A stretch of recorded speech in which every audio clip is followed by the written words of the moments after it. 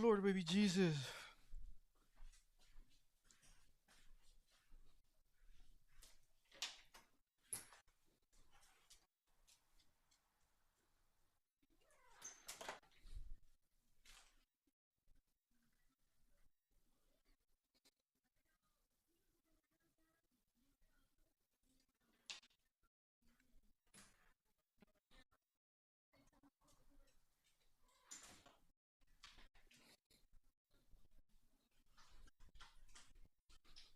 I'm gonna give you this snack.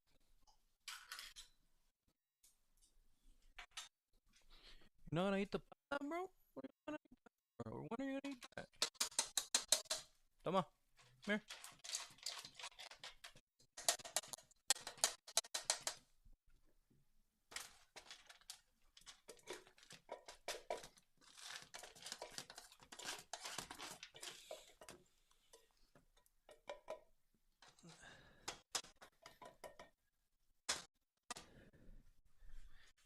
Come here. Whew. Come. Oh way, bro. No way we didn't take it off.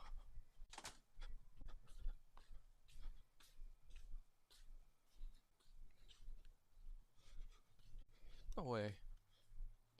Just no way. Dry up, they dry up.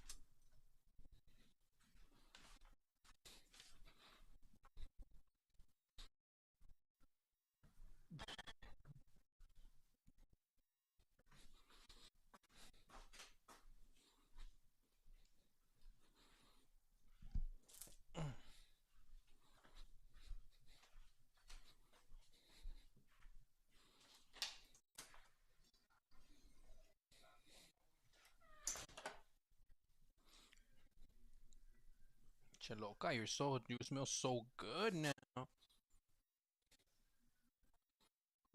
Oh,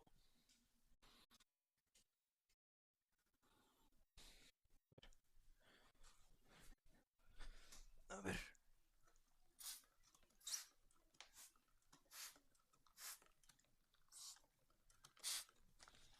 They don't like that. They don't like this smell.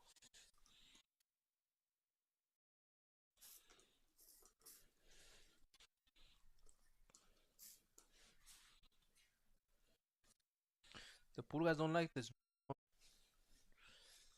You're gonna feel better, I promise.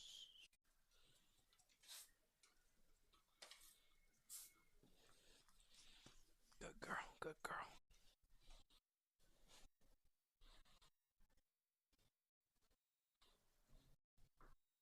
Cuarto, cuarto.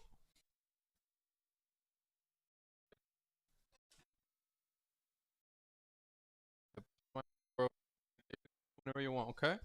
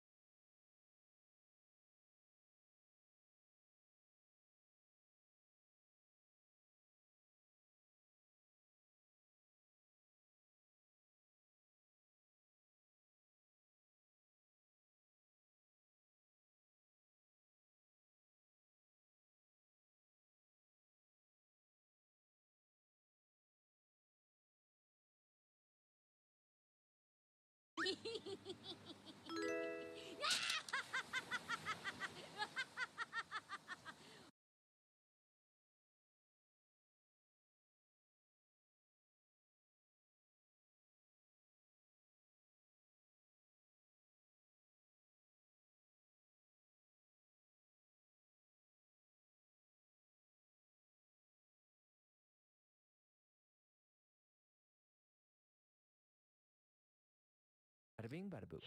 It's probably one of the worst relationships in Hollywood history. I mean, who are we to judge? But we're going to judge this relationship because the whole setup of it is very odd. You have Mia Farrow. She's this famous actress. She starred as Rosemary in Rosemary's Baby back in the 60s. She's dating this guy who is also in Hollywood. And in the span of dating for 12 years, they end up making 13 movies together. But it's interesting because there are all these tabloid rumors. Why are they not getting married? How come they never got married? How come they never even lived together? They never even move in together in the span of 12 years? Which power to them if that's not the life that they want. But people are on the side, just trying to grasp how is this relationship working? Especially because Mia Farrow, the actress, she has 6 children of her own. Some of them come from her previous relationship. They're her biological kids. Other children, she's adopted them. But Woody, her boyfriend, filmmaker, is very firm from the get-go.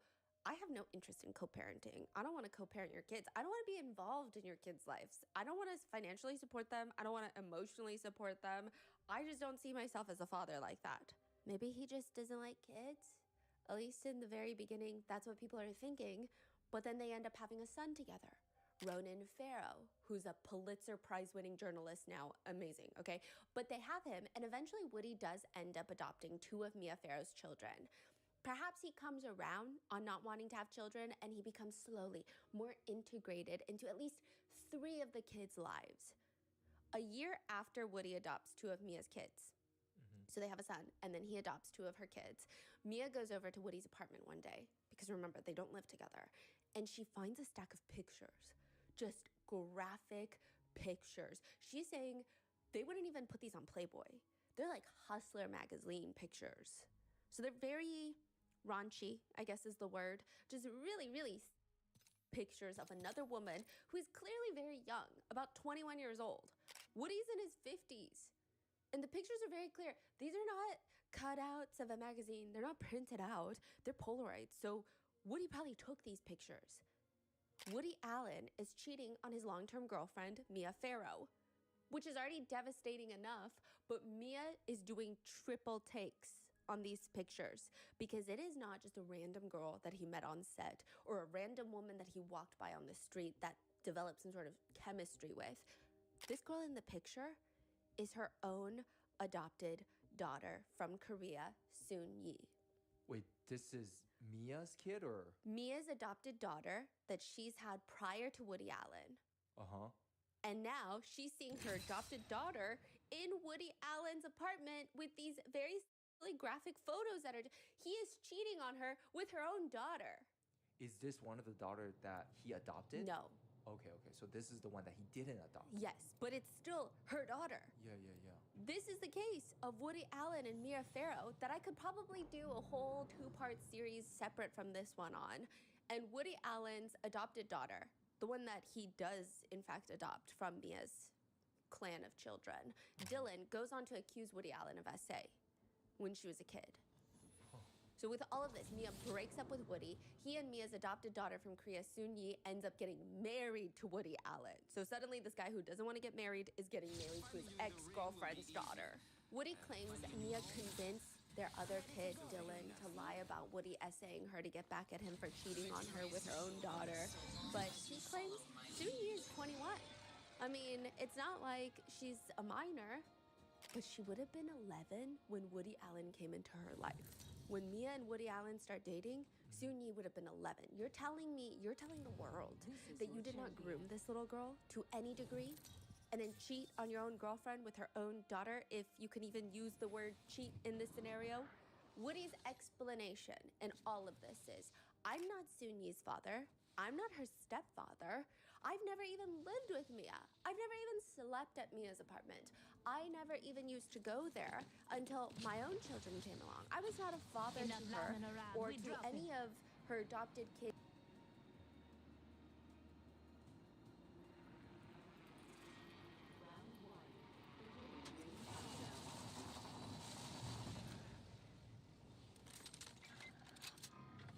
This weapon is enhanced. Got an enhanced weapon. Ready to use it. We're close to the ring. We have 1 minute.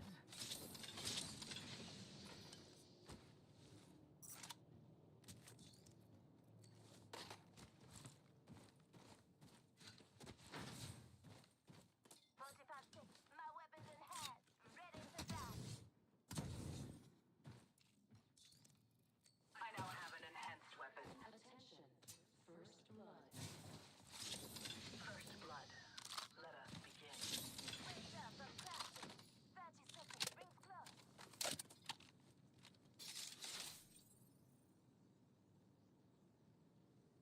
Dropping a tracker. Found an amp here. Tracker out and scanning for enemies. I added the enemy's position to your map. Non c'è di che. Rings around the corner. Pin left. Evo harvesters are now available. Optics here. Close range. A useful tool. Warning. Standard stock here. Level 3. Get going. A useful tool.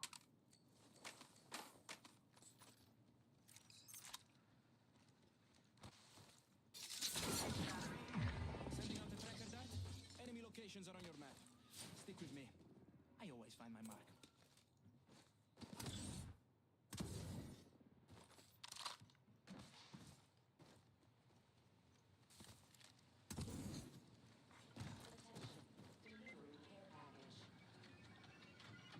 This weapon is somehow even more beautiful than before.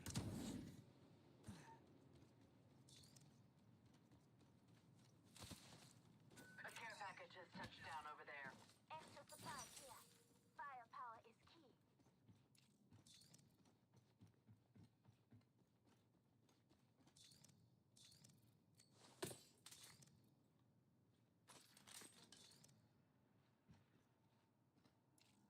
A care package has touched down over there.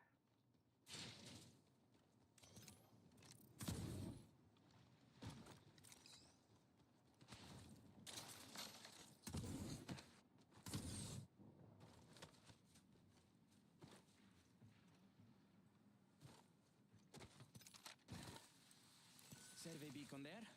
You can get almost as much intel as I give you.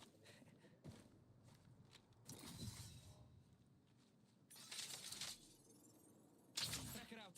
Scanning for enemies. Tracker out and scanning for enemies.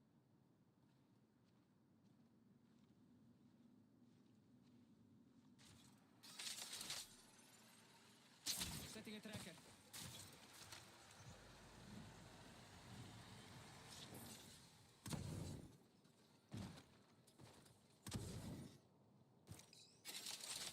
Dropping a tracker.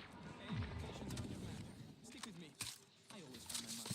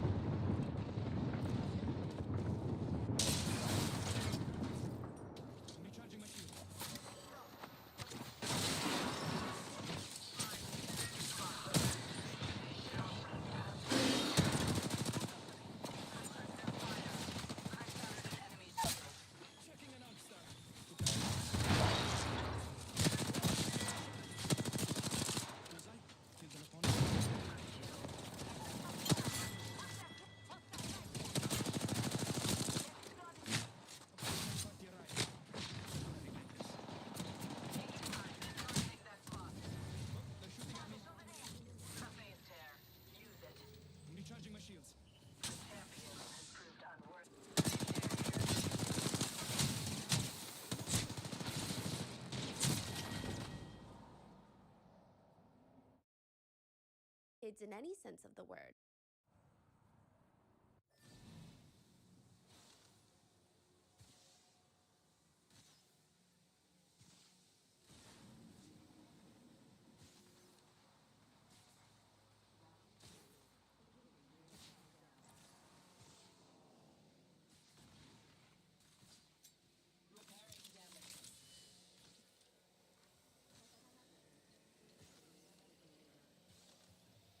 Replicator incoming.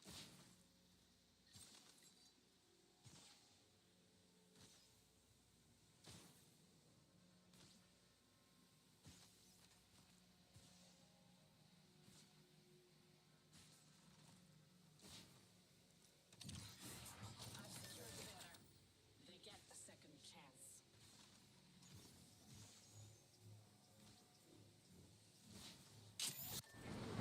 Repairing damages. Evac tower out.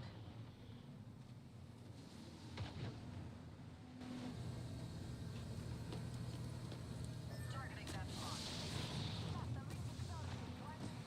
All right. Love a fresh start. Breathe easy, I'm coming in. I appreciate you bringing me back. Be sure to return the favor. The ring is far. Closing in 40. Healing.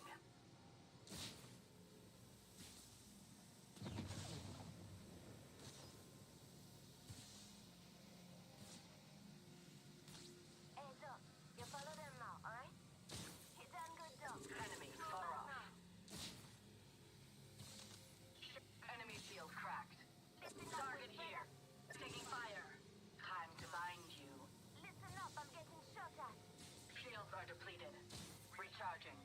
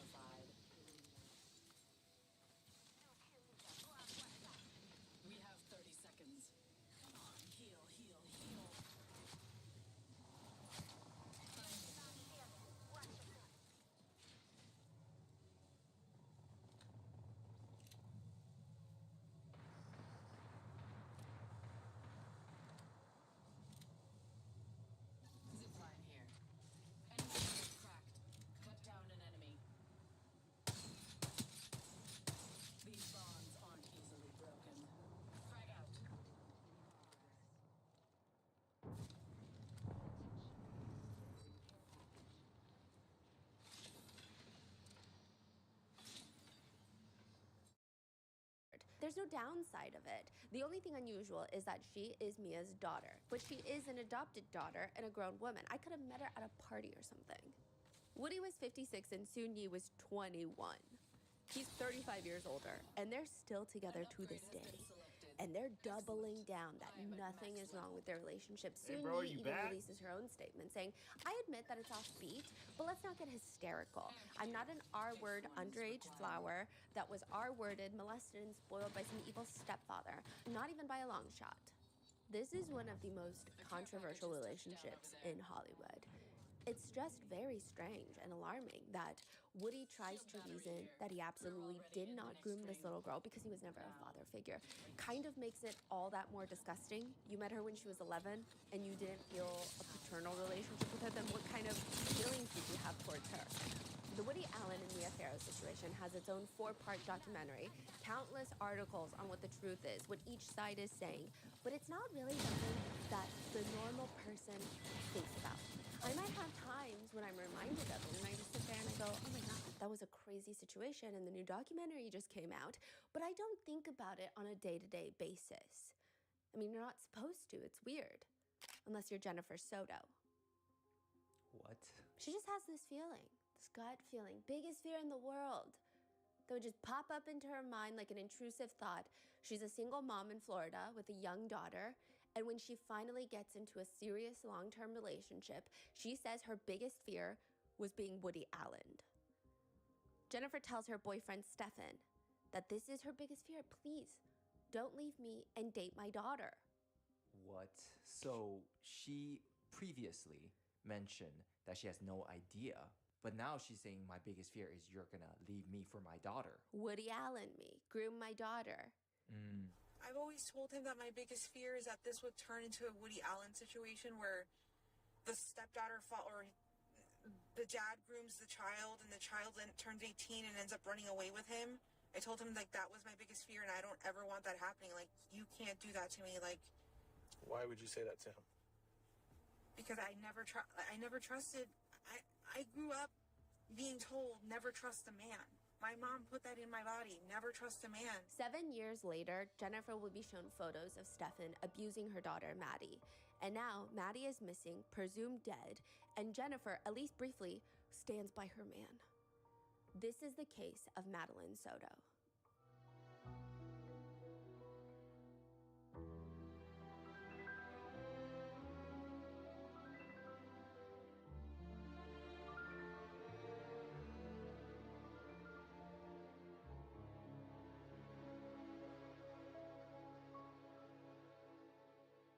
A few disclaimers for today's case. There's heavy mentions and themes of CSAM, otherwise formerly known as CP, CA, CSA, SA, and potential familial incest.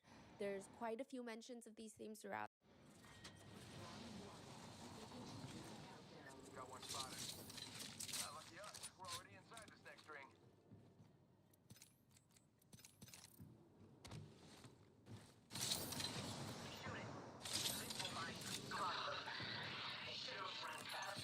I'm under fire. I've been downed. Unacceptable. Down, Master. Tracker set and ready to gather intel. Blood. Opponent found and tracked. Respawn beacon deployed for whoever. I'm gonna keep my eye on this zone. Frag out. Tracker in place. Enemy locations are on your map. Looking at the enemy. Got another squad in the fight. Time to move this way. Let's move that way. Shots fired and they're hitting me.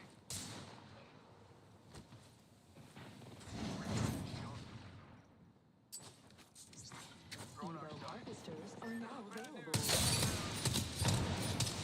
go here. Reload. In progress.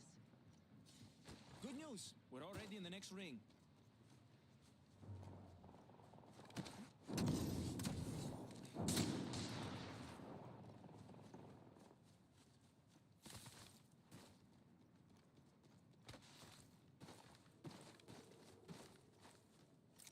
Let's move that way.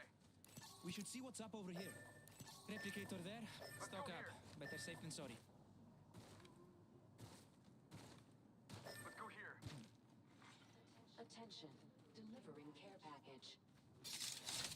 Setting a tracker. Un momento, por favor. Enemy locations are on your map. Stick with me. I always find my mark.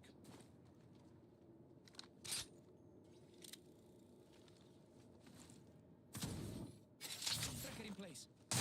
Getting shot at. Ah, I'm recharging my shields.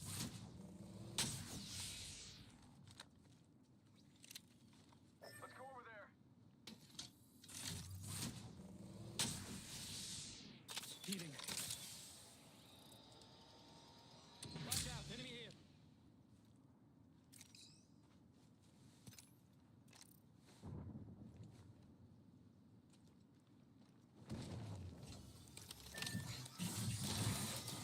Snatched up teammate banner.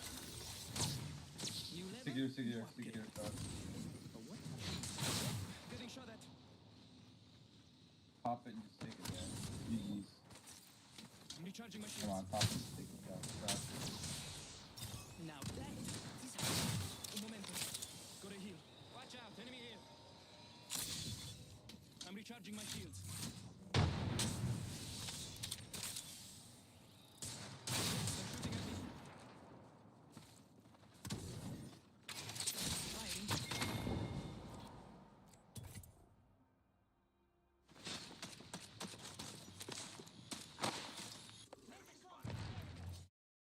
This entire episode, so please, if it's too much, take a break, get some air, and I'll see you in the next one. Charges have been pressed in this case. Lots of charges, over 60 charges. But unfortunately and legally, there has yet to be a trial. So everyone is innocent until proven guilty in the eyes of the law, I guess. But we are all entitled to our own personal opinions. This is also a two-part case. If you haven't already watched part 1, please go watch that. I'm going to link that below. But I'm going to try to keep it as thorough as possible. I watched 20+ hours of interview footage. There's audio interviews, interrogation footage, over 1,000 pages of court documents. This case has just been releasing non-stop paperwork all the time. There has just been no way to condense it down into one. So in part 1, we focused on Maddie going missing, what happened the day that she disappeared, and all of the weird actions of Jennifer Soto, her own mother. Because right when she reports Maddie missing, there's so many weird things. The police are like, "Where have you looked for Maddie?" And she's like, "Nowhere. I've been at home protecting my mental health." It's just, everything about the mother is odd. Then in part 2, this episode, we're gonna focus on Stefan Stearns, the boyfriend of Jennifer Soto, and all the conspiracies that are tied to what happened, why. There's allegations of a massive CSAM ring that's operating on Telegram. There's allegations of pregnancy. There's a lot happening. So with that being said, let's get started. There was a trend on TikTok, going through your boyfriend's text messages, going through your boyfriend's DMs. That's child's play. The big account that you want to find and go through is your boyfriend's Reddit account. If a man has a Reddit account, do you really know who the man is if you don't go through his Reddit history? That was the sentiment on TikTok. People are giving tips. This is how you find your partner's Reddit username. What kinds of subreddits to look out for? What kinds of subreddits are Reddit pages undercover that are just misogynistic cesspools of incels jerking each other off? People were posting, be careful though.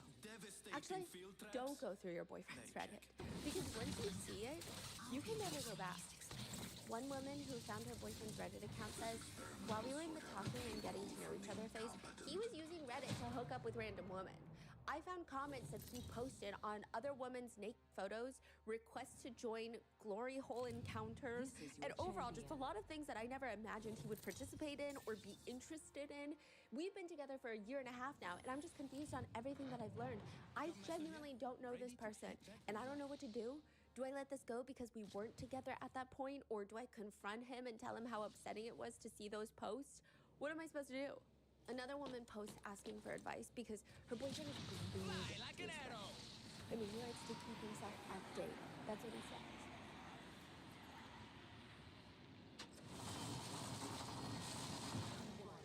Beginning ring countdown. There's a marker there in the distance.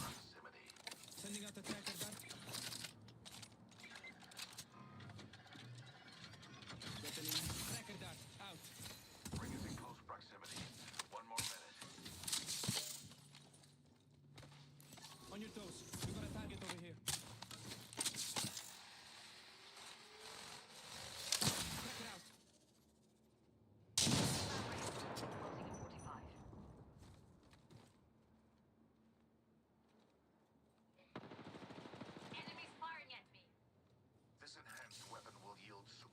results. Hold on, recharging shields. We're near the ring. Tracker scanning. First blood. Target scanned and tracked.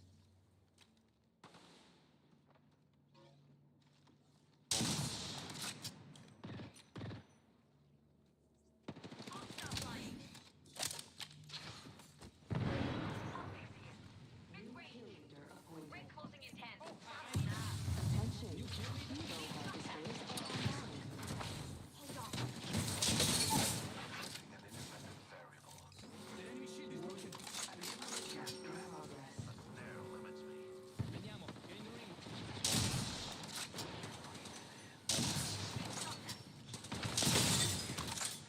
The enemy shield is broken. Opening engage. That whole squad fell like dominoes. Hitler saying Opponent down. Tracker in place. Deploying a variable. Recharging my. Levi. Shields are recharging. Bullseye. Enemy tracked. Administering medical aid.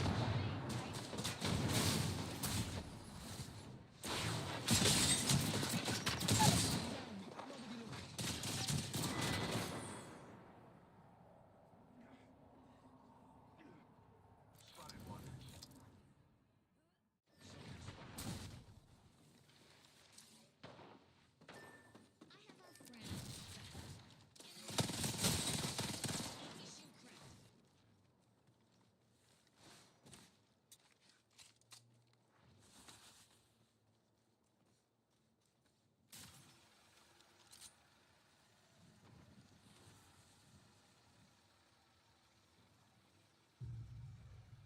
Hold on, recharging shields.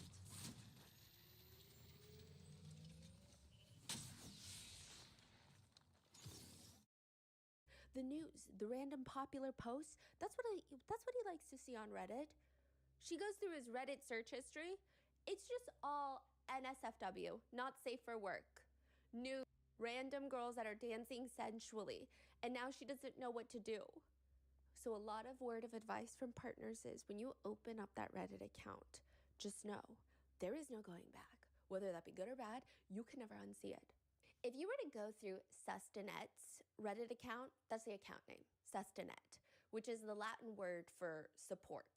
You would really have to dig through hundreds, and I know this because I dug through every single post and comment, probably more so thousands of posts and comments to figure out if there is anything alarming. Wait, is that a Reddit handle or is that a community? A Reddit handle, Oh, one okay. person's Reddit account. That's their handle. And you can go through their history and see all of the different posts that they made across all the subreddits. So anything they've ever posted, commented, you're going to see it under their account. And you can just go through their history and see their evolution as a developing human being, I guess. And I went through so much. I went through the entire history of Sustanet's Reddit. 98% of his Reddit posts are on board game subreddits or r/Disney, r/Tamagotchi. You know what Tamagotchi is? It's like the little keychains, and they have a pet that you take care of. Sometimes it's black and white, sometimes it's color, but it's just a keychain. The digital pet. Yes, a digital pet, and you feed it, and then it could die, and then you have to rebirth it, I Those guess. are still around? He collects vintage ones. He actually spends quite a bit of money. I was trying to figure out the prices because he'll post rare Tamagotchi that he purchases, and I was like, okay, well, now I need to know how much this is. I'm going through the Tamagotchi rabbit hole. Hundreds of dollars for just a keychain with a pet in there. Some of Is them, he feeding them? he's feeding them. He's buying supplemental stuff. He will walk around with them on his belt, just keychained to his body. I mean, it's a niche hobby. I respect it. The hobby itself, of course. Now, 98% of his posts are about Tamagotchi. It's the other 2% of his posts that are interesting. If you were to be dating Sustanet, you would want to go through that 2%. He likes to comment answers to people's Reddit, like ask Reddit questions. If you were a serial killer, who would be your victim? Sustanet comments. People who drive down the shoulder of the road during traffic jams. People who refuse to let others murder.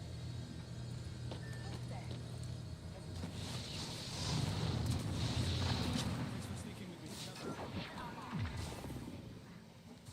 Taking a ride through the void nexus. I am operating the void nexus.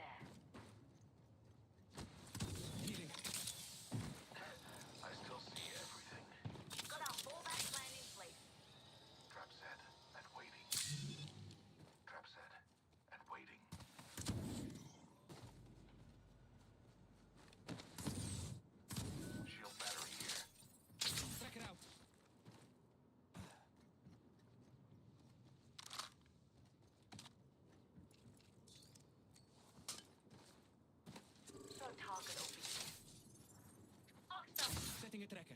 Enemy locations are on your map. Stick with me. I always find my mark.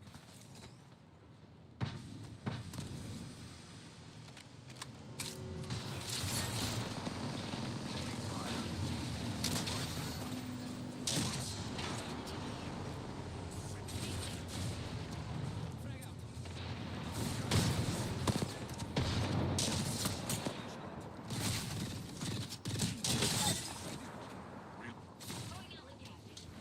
Recharging my shields. Cover me.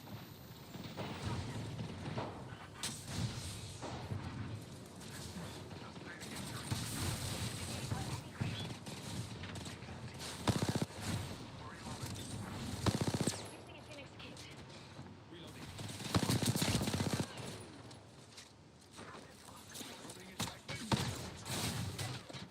Getting shot at. Whoa, they're shooting at me. Recharging shields. Enemy here. Healing my wounds.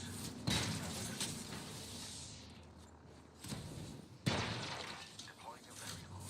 Got our fallback plan in place. Introducing a new variable. Tracker in place. Un momento. Gas trap deployed. New kills. My vision is clear. I'm recharging my shields.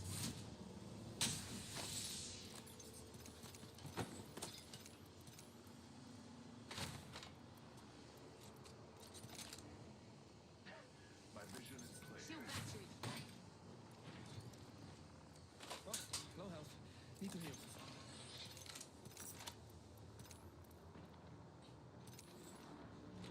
Need to find more ammo if I want to keep shooting. And I do. My weapon is now enhanced. Being shot at. Trap set and waiting. Shield recharge. Adding another gas trap.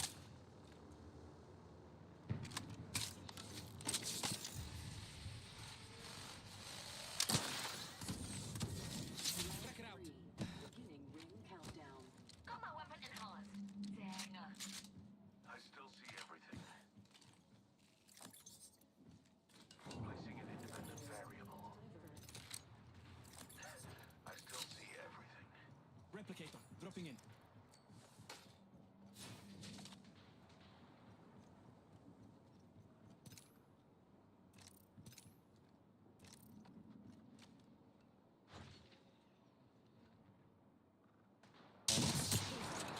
Enemy hit. Barrel stabilizer here. Wait. Reloading. Extended heavy mag here. Gold tier. I'm going here. Come on.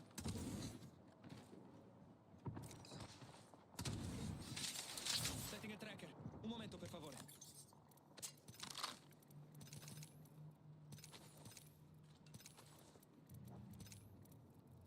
Ultimate good to go.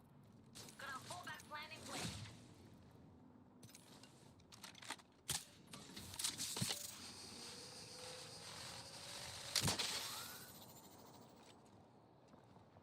Frag grenade here. A useful addition to our tools.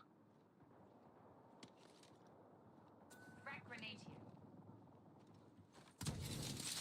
Tracker scanning.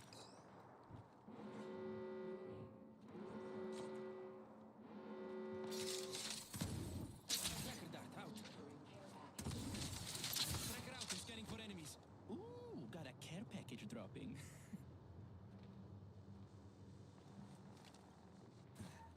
Need to find more ammo if I want to keep shooting, and I do.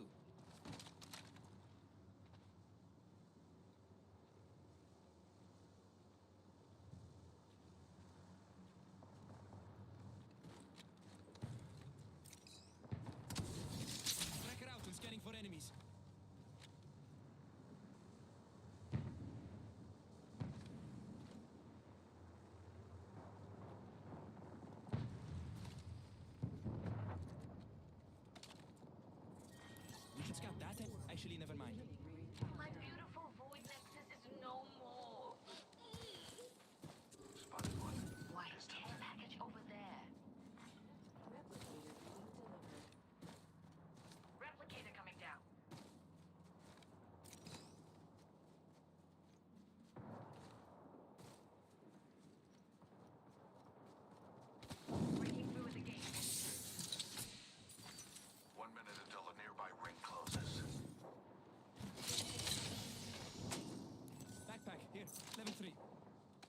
got an amp here. Dropping a tracker. My ultimate is ready to go. Jambeho.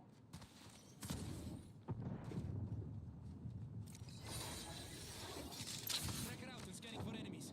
Maximum level. Maximum sparrow.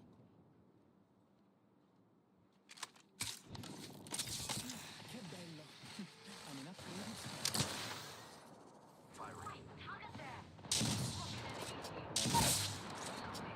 Got it. Gas trap deployed. Introducing a new variable. And waiting. My vision is clear.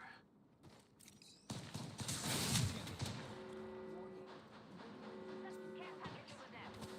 I saw it. My vision is clear. Setting a tracker. My vision is clear.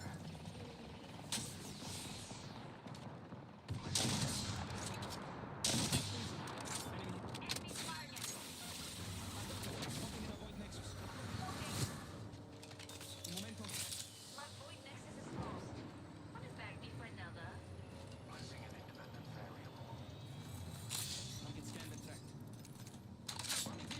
Hold on. Recharging shield.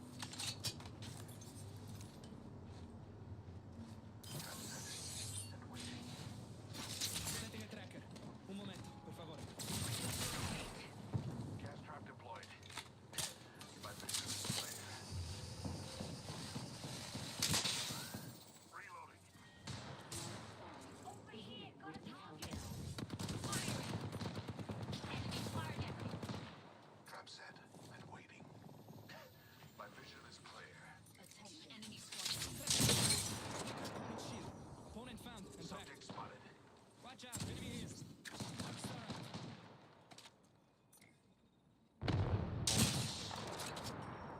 Another squad throwing fuel on our fire. Hold on. Recharging shield. Introducing a new variable.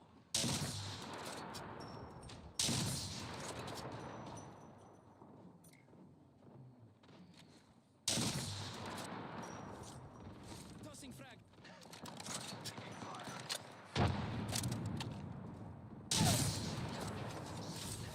My vision is clear. Go get him, Stinger. Reloading.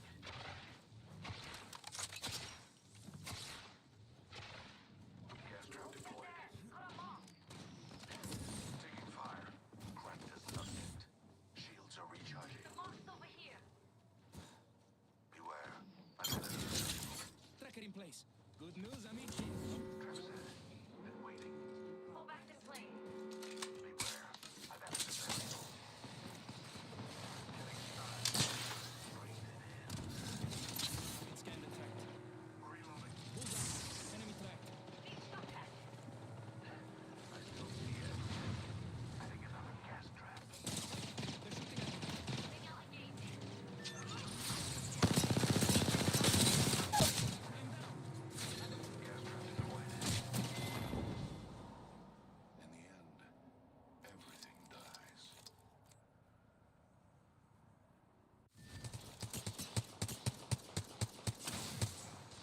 Recharging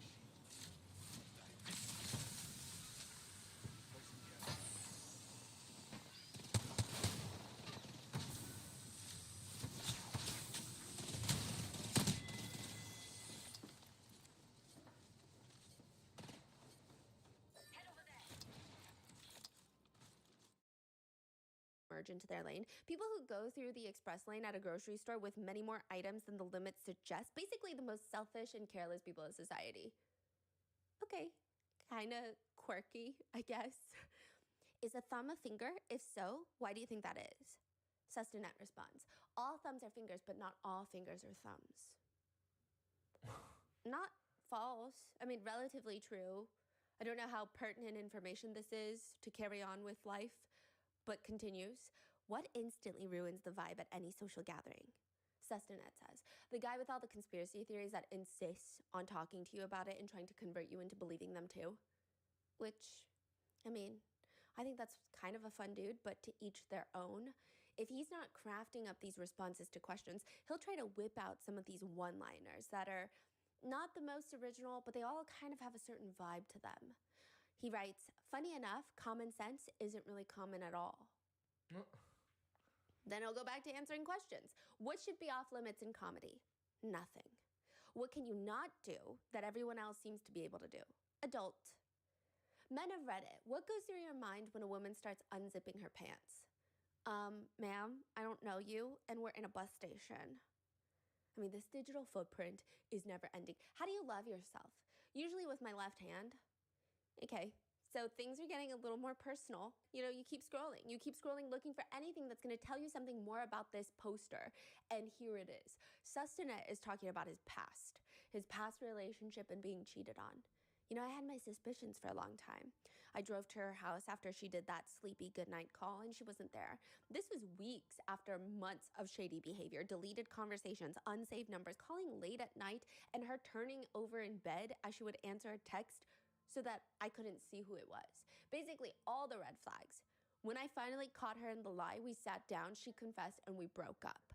She then worked very hard to win me back, begging my parents to talk to me.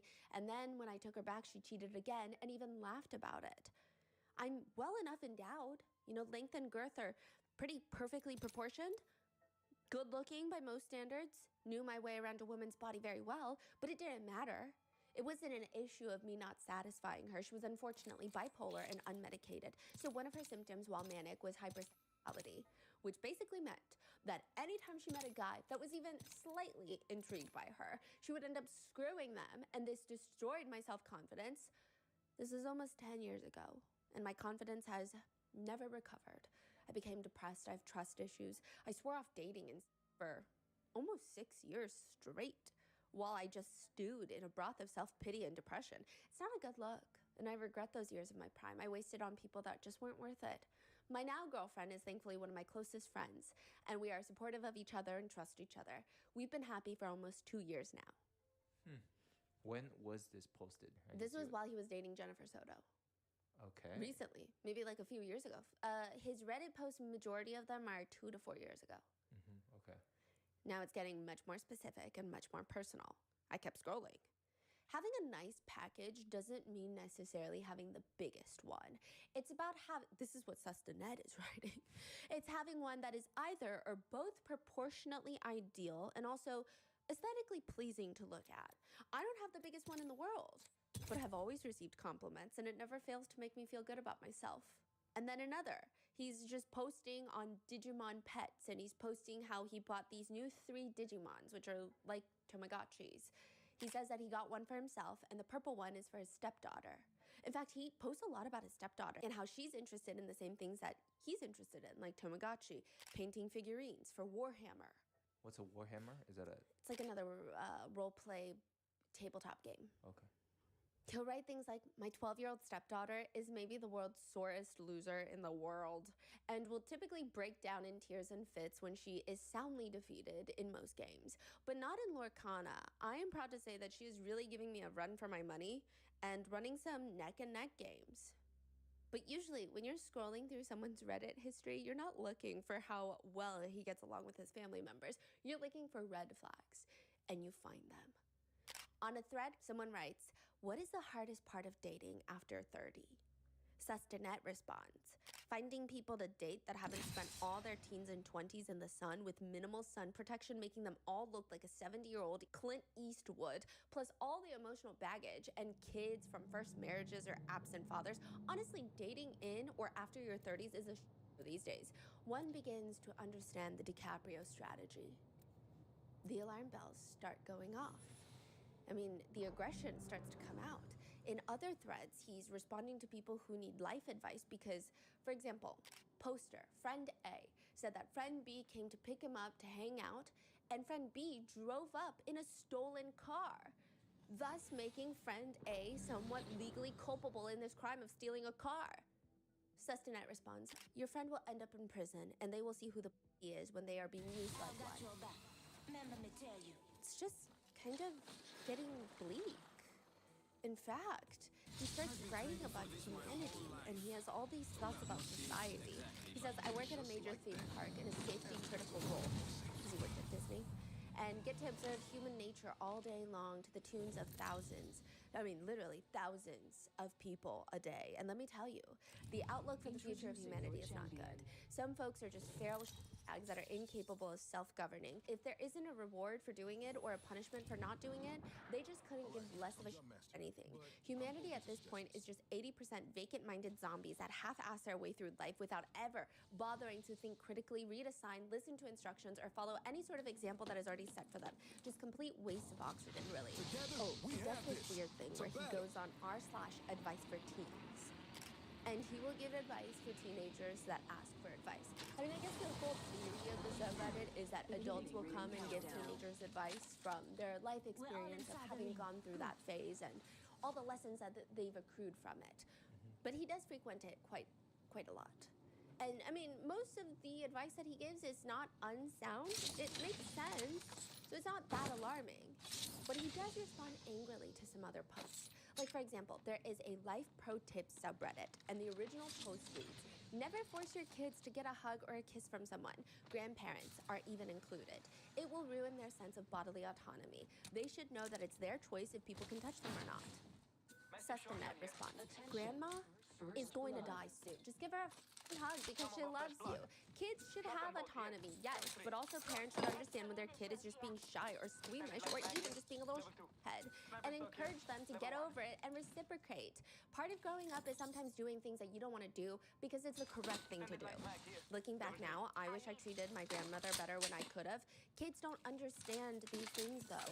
They just think old people are gross. Attention. He responds to people who are arguing with his logic, writing, I never suggested that kids should be forced to accept physical affection every time or have no choice in that matter.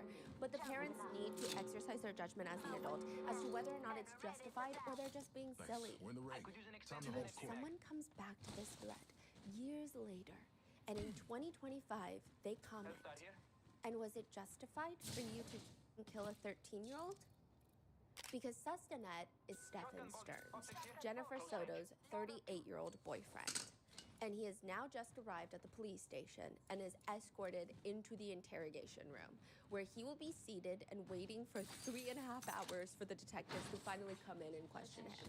Listen, there is no law that they have to question him immediately upon arrival. There's no good service at a police station. You don't get to do a little review. They made me wait 3 hours before coming to my attention. He sits there for 3.5 hours, and you would think, oh, it's because the police are not efficient. No, detectives do this all on purpose. Psychological pressure, the isolation, this tiny room, unfamiliar circumstances, stressful situations, you know that you're likely being watched. And you are being watched. You have to rethink every answer that you want to respond to the police with, which you would imagine is potentially a good thing. It's not. The more isolated, the more alone you are, the more stressed you are, the more you are crafting these responses to questions that just don't make sense. That far-fetched response that you thought of, maybe in an appropriate setting you think, okay, no one's going to believe that because that is absolutely ridiculous. In this setting, you might think, okay, that's what I'm going to say, yeah. No, that's the only thing that makes sense. Maybe I'll just bring that lie out right now. Tiring out the suspects is also important, creating mental fatigue. The officers, they're in the back downing their coffees. They're watching you. They're having a little chit-chat, they're giggle-gaggling.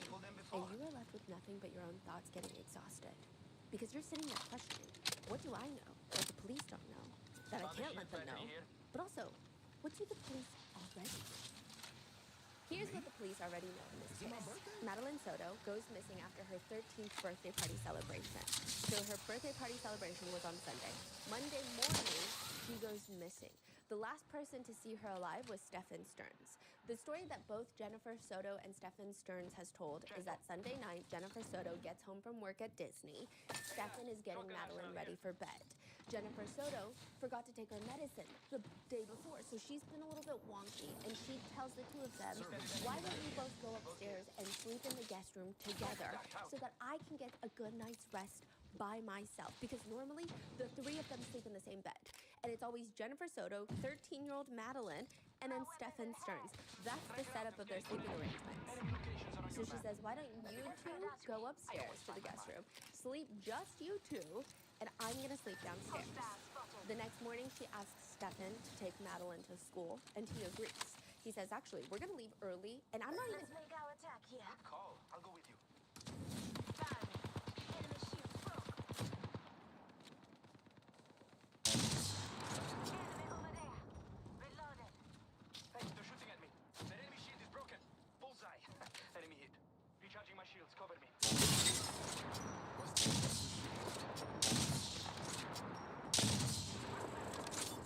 Enemy spotted. I'm spotted. Taking fire. Just giving my shields a recharge. I'm recharging my shields. Reload. Better duck out. Boom. Reset.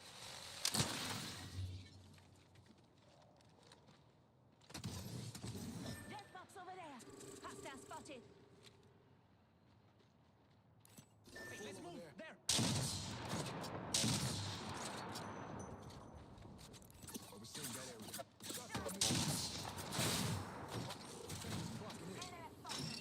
Reinforcing my shield. Reload. Enemy dead. Same. Here I come.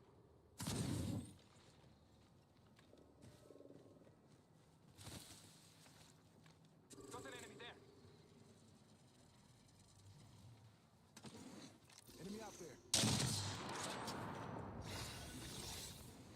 This old dog's leveled up. And he had great big Enemy hands. there. Fire. Countdown. You're welcome. Heads up. We got an enemy. Attention. Delivering replicator. Coming down. Buster over there.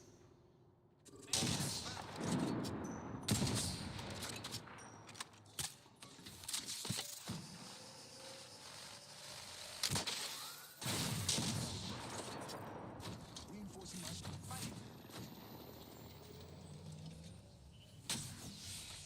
Reloading. Let's go that way.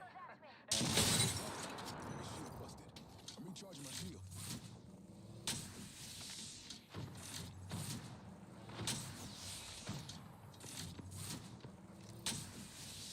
Enemy over there.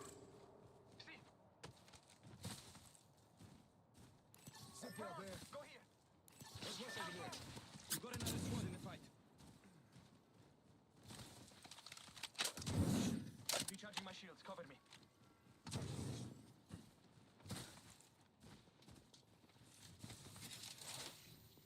Setting a tracker. Un momento, per favore.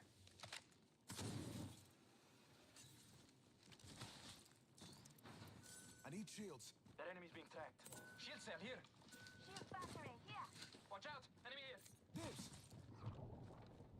Thanks. And they say young folk don't. We still got it. And they get it. Sure. Good people deserve good health.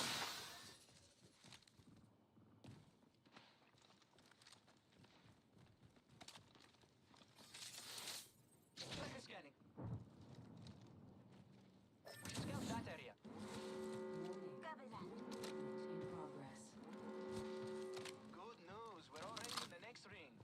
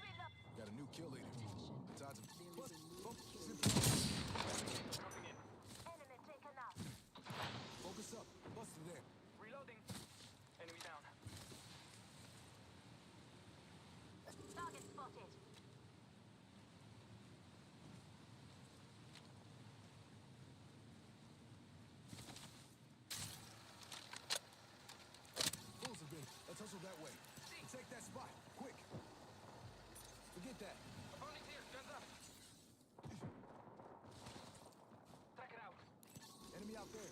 Everybody.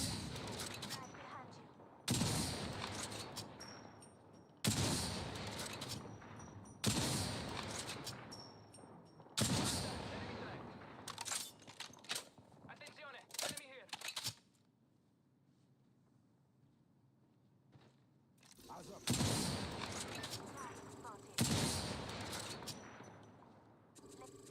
Check that fool out. Eyes up. Enemy. People in our building on the right side straight ahead where I pinged.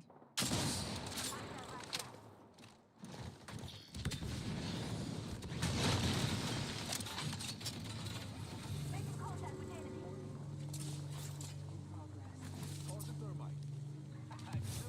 We're already in the next ring. Care package.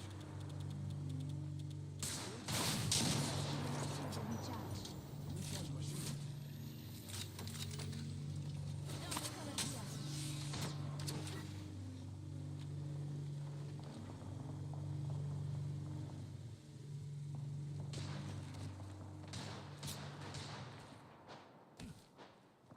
Target them.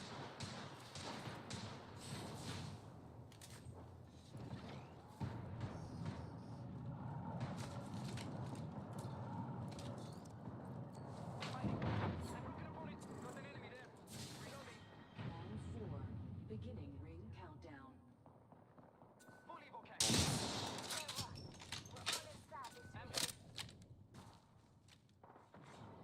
Leader appointed. Focus up. Buster there. New kill leader, as our boss. Reloading. Check it out.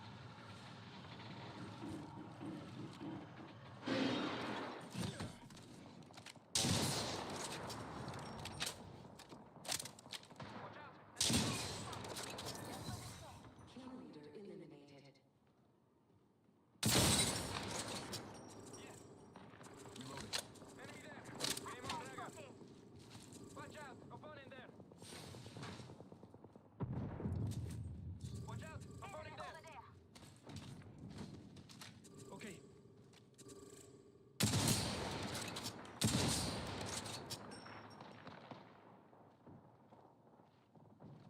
Reloading. Buster. Yo, Newcastle, if you want the infinite ammo, take. Reloading.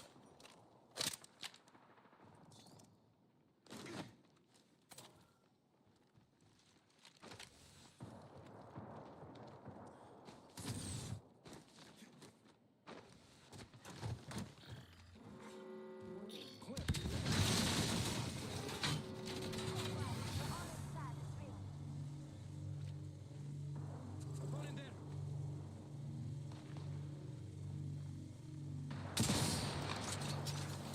Setting a tracker. Un momento. Heading over there. Watch your back.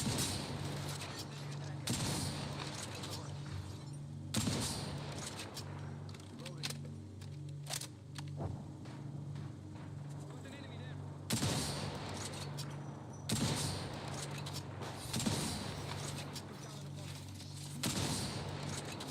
Castle's here. An enemy ship. Enemy there. Game on, Dragon.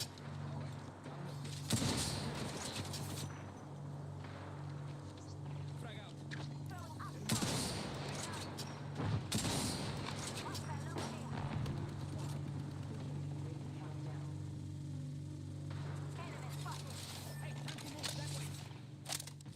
Let's hustle that way.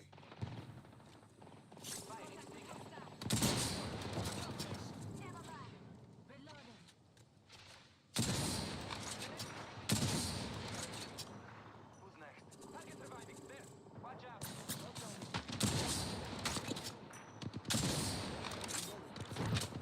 Recharging my shield. An enemy shield is broken. Fighting. Reloading.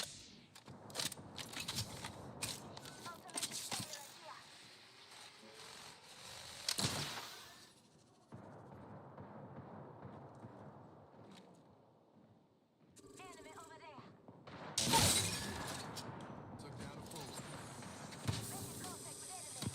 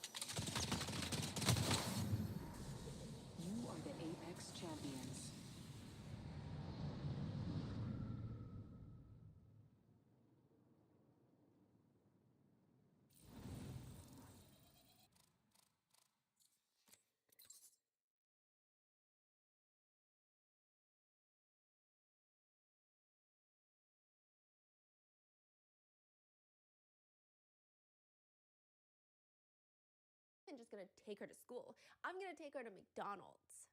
They leave an hour early, but they don't stop by McDonald's. In fact, he drops off Madeline an hour early across the street from the school because Madeline states that she's embarrassed of his car, but it's weird. Nobody really believes that story. And then his car is seen driving all over town with Madeline in the car.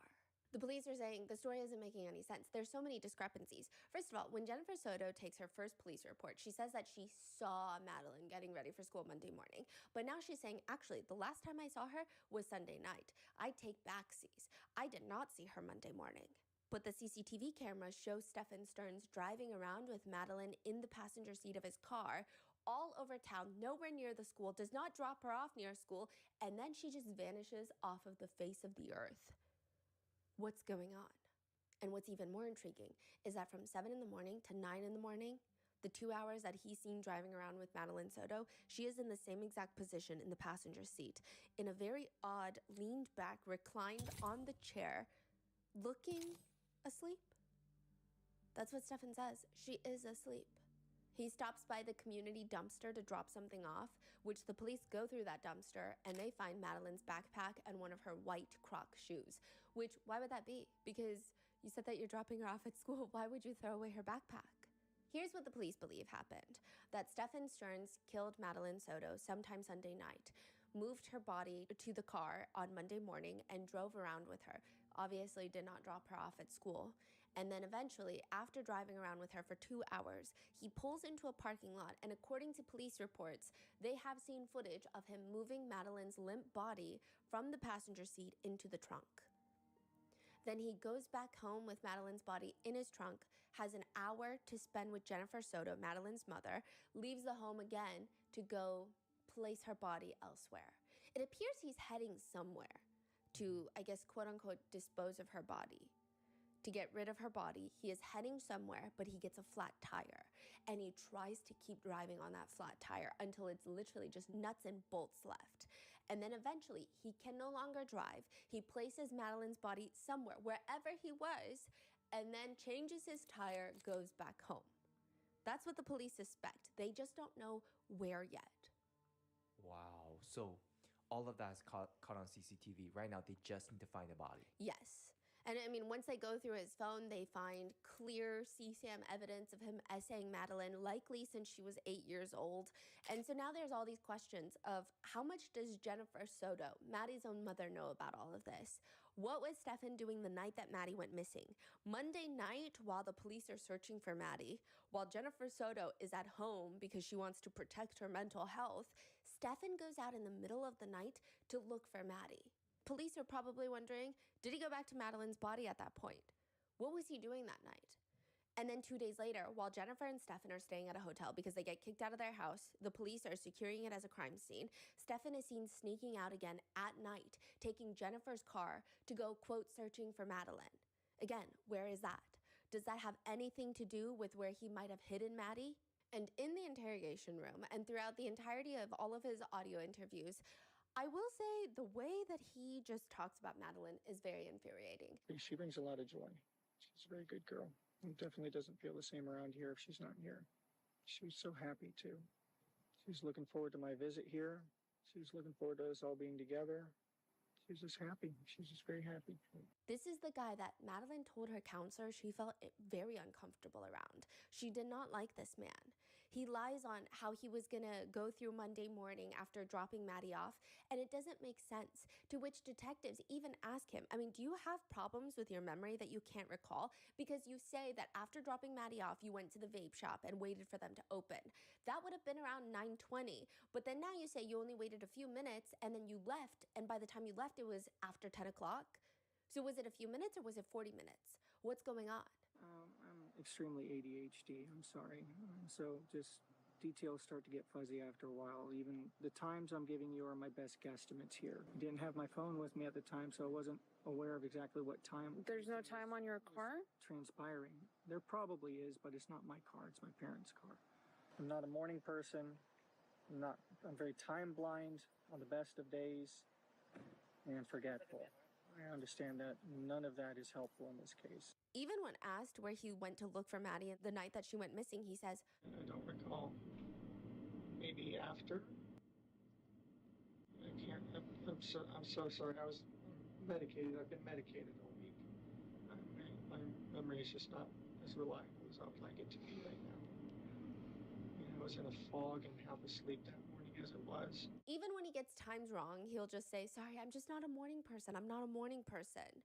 He's also asked to pull up his sleeves at one point so the officers can see his scars from changing his tire. And he says, Do you mind taking your sweater off? It's cold, but yeah.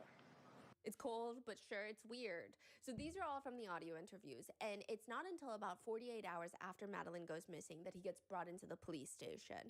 And he just mopes around for 3.5 hours. He does appear very stressed, so that's good. But when officers come in, he tries to play it off like he just woke up from this slumber. He's got his arms crossed. He looks very, very cold. And the impression he gives me is someone desperately trying so hard to seem sleepy and harmless. Like he just woke up from a nap and he's just getting his thoughts together. It's a bizarre combination. He's able to sit there straight-faced and tell officers he runs them through Monday again and Sunday night, and he tells officers, Jennifer sent me and Maddie upstairs to go sleep, so we had snuggle cuddle time. Snuggle cuddle time. The officer asks, you say snuggle time. What does that mean? Maddie doesn't like to be alone. She's extremely dependent. She does not like to be alone at all. She needs human presence around her. Gotcha. So, how's your relationship with Maddie? Great. I am one of her favorite people in the world. And, we're just trying to, we've been trying to wean her off of that. Wean her off of that. Being so dependent. But it's been difficult. Both the officers, there's 2 male officers in there, they look like they want to place their knuckles on the side of his face. Really? Yeah, they look, the way they even say gotcha is like, gotcha. You are so ridiculous. She needs human presence around her. Gotcha. So right now they already got the footage and Yeah. from his phone. They Oh. saw the CCTV. Everything. And the guy is still trying to play it off. That he's Maddie's favorite person in the entire world and she needs snuggle cuddle time. And even if that's the case, you should not be giving her snuggle cuddle time. That's weird. The police ask him to walk them through what happened Monday morning. He just yawns. So she needs to brush her hair, brush her teeth. Excuse me. I don't know if that's him trying to appear so innocent that he's not stressed or worried, just casually responding to questions, or so chill because he did nothing wrong, or if he's buying time, or if it's a weird stress response. It's just kind of wild. So he runs them through his lies of Monday morning, and they keep trying to confront him. That's not the truth. But nevertheless, they're not bogging down on this one because at this point, they're not worried about Monday. They're worried about where is Maddie. How old are you, by the way? I'm 37, about to turn 38. I mean, you seem like a genuinely nice person, Stefan. I try. Jennifer talks very highly of you. Stefan is nodding, just bopping his head like, yeah, I mean, of course, because I am. So they ask him, okay, so you're saying Monday, you're driving towards the school. So how is it that on CCTV cameras, we see you driving back towards the house? That's right, I forgot my gate clicker. I left with Maddie and the school is about 20 minutes away. We're almost at the school and I realize that I forget my gate clicker. I U-turn it back to go grab it because we had, quote, plenty of time to kill. So this is so strange. Imagine you leave your apartment and you need the gate clicker to get back into your apartment. You forget it and you're about to drop your kid off, not even your kid, your girlfriend's kid off at her school. You're almost at the school. Would you not just drop her off and then go home, talk to the security person and say, hey, I forgot my gate clicker? He thinks, no. The best option is to U-turn, drive all the way back without dropping Madeline off, go to the security guy and say, hey, I forgot my gate clicker, and then go get the gate clicker and then drive all the way back to the school again. The police are asking, could you not have just gotten your gate clicker after you dropped her off? I could have, but I also like to come back in through the back gate sometimes, and sometimes they're busy up front, so it was better to avoid the line. I don't know if it makes more sense, it's just what I did. And they also confront him, okay, well, there is footage of you talking to security while Madeline is sitting in the front, reclined, and you say she's asleep. We don't believe that, but Then you go to the dumpster and you throw something away. We went through that dumpster and we found her backpack in the trash. Why is her backpack in the trash if you're dropping her off at school? He doesn't respond. He just keeps blinking and he's staring at them like he's confused by what they're saying. Like, what do you mean you got a backpack? There's no way there's a backpack. And they tell him, Stefan, I'm telling you, what I'm pleading with you is that you do some soul searching.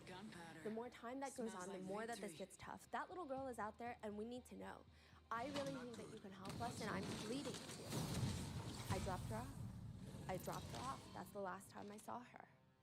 What do you think was on the phone? Introducing your champion. Emails. Stuff. Pictures? Yeah. What kind of pictures were on there? Trainer card pictures. Lightsaber pictures.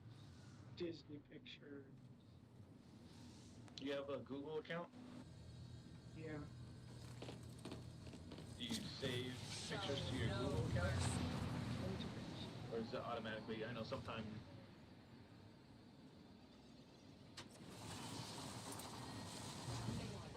Enemy lands on me.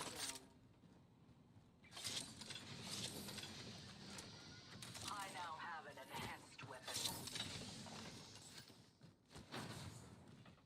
We're close to the ring. We have 1 minute.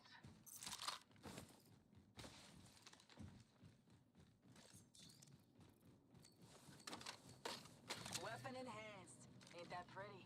Extended supply bin here. Can always use some extra munitions. Enhance my weapon? Here to save the day with extra Got an supplies. extended energy mag here. Level 2.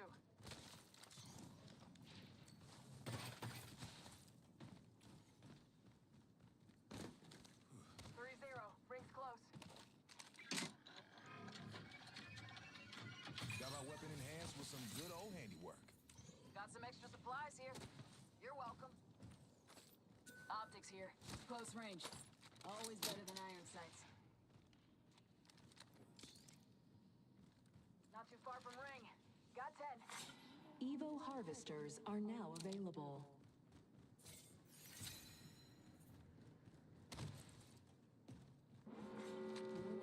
I'm under fire.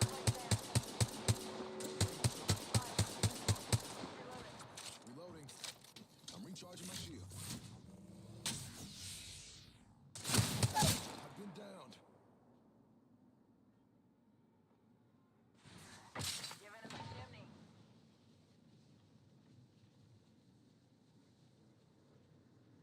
I'm under fire.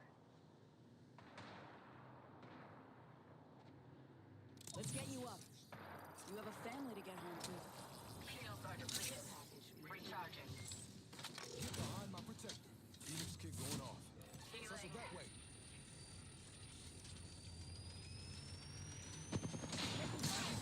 Off the mic. Up in the chimney. This way. Give my shields a recharge. Tossing thermite. Giving him the chimney. Attention.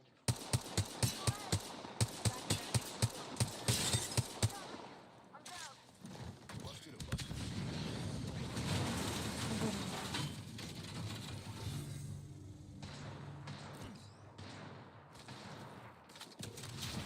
Gotta talk.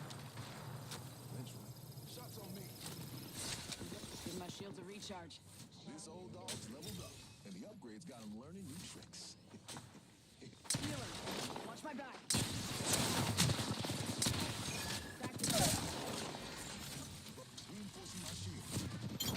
I shattered an enemy's shield. Kill confirmed. Another notch on the belt. What a pitiful squad. Even killing them was dumb. Amp here. Leaving my mark. Letting them know I'm ready to tango. Healing. Watch my back.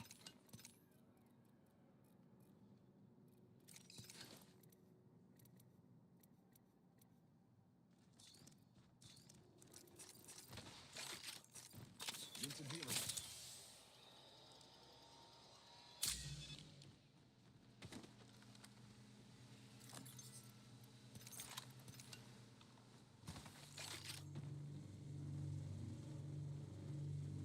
Extended supply bin here. Could always use some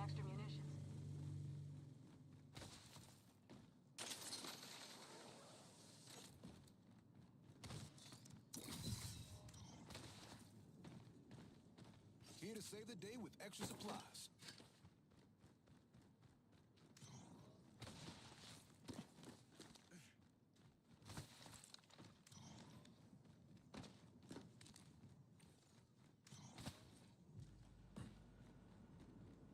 Not much ammo left. Better find more. Got Shotgun an ammo extended here. energy mag here. Dibs. Level 3. Oh, no. Forget it. Shield battery here. Let's go this way.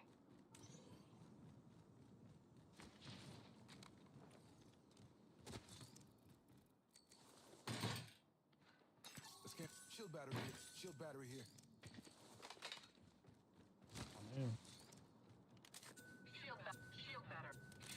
Shield battery here.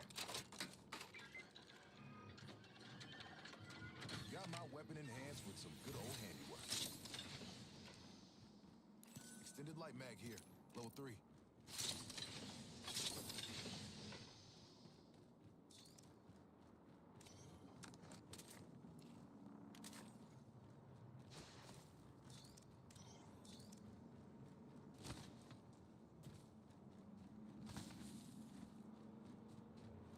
Spotted. Double timing it. Oh, painless. Knocking at the door. Need a leg. There. Taking fire. Giving him the chimney. Shields are depleted. Recharging. Disqualified.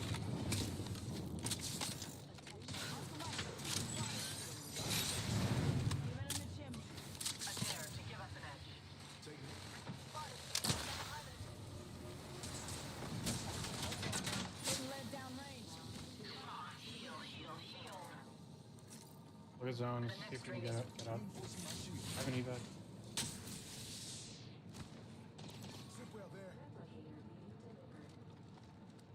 Eyes up. Incoming replicator.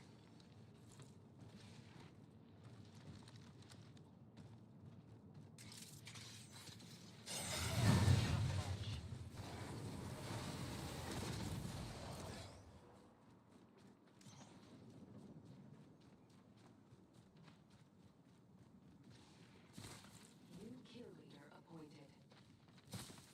New kill leader. Watcher 6.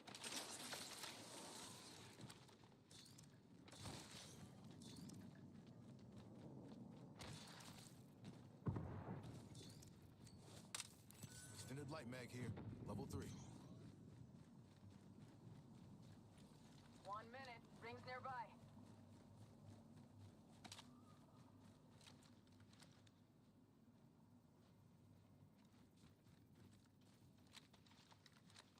Eyes up. Enemy. We sit close to the ring and it collapses on us in 45. Extended supply battery here. Can always use some extra munitions. Supplies here. Remember to share, y'all. You'll find Shield energy battery ammo here. here. Ring is pulling up in 30 seconds, but we're close.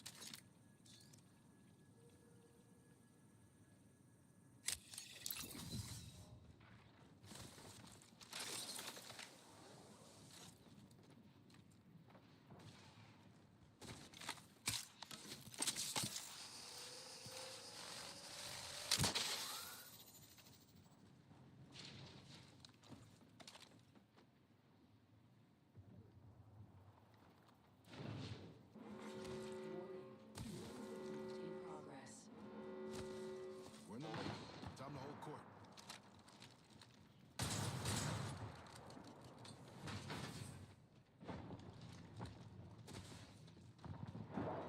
It's fine. We hold him out here. We hold him out here. Maybe Newcastle wall, like one of these sides. So fast. Let's get to the LZ.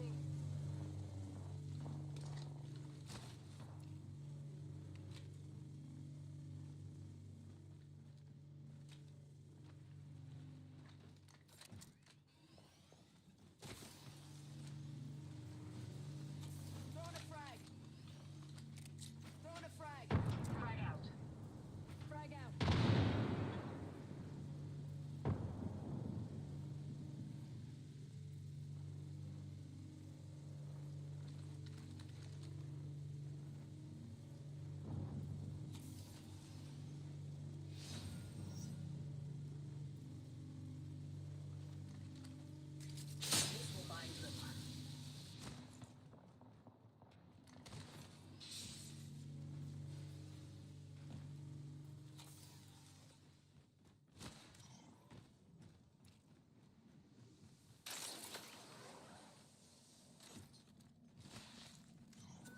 supply bin here. Could always use some extra munitions. Got some extra supply, of course. Extended supply bin here. More than meets the eye.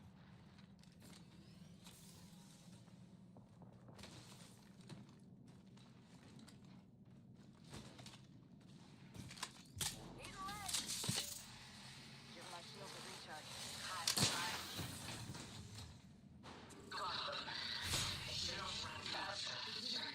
Reloading. Grenade. I'm under fire. Shields are depleted. Recharging. Replicator dropping. Healing. Need lead. Give my shield a recharge. Reloading. Rings nearby. 1 minute till close. Effect on target. Grenade. Reload. Off the light. I'm spotted. Should park there. Give my shield a recharge.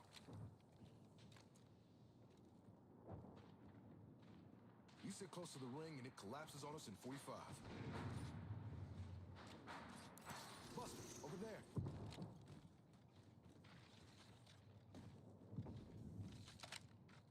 Amp here.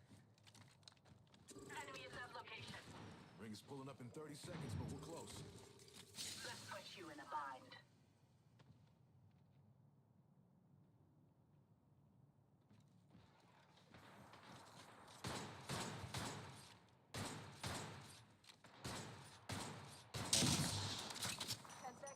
Rings just ahead.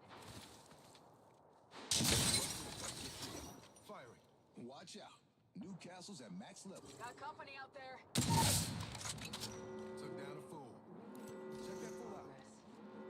Never mind. Ring in motion. Charging. Find the package. Center frag. Center frag. Come on in. Whole canvas is waiting. All right.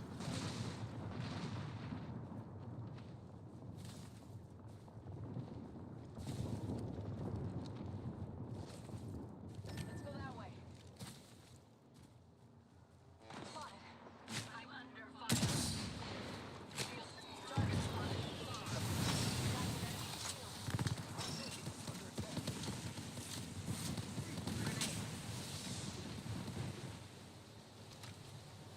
Hostile. Danger close. This will bind them. Uninvited busters. Enemy is at location. Taking fire.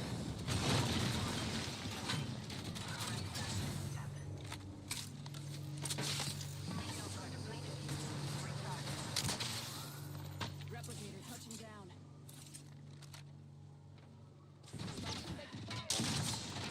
Shots on me. Throwing thermite. Head this way. One is below us. Down. I'm gone.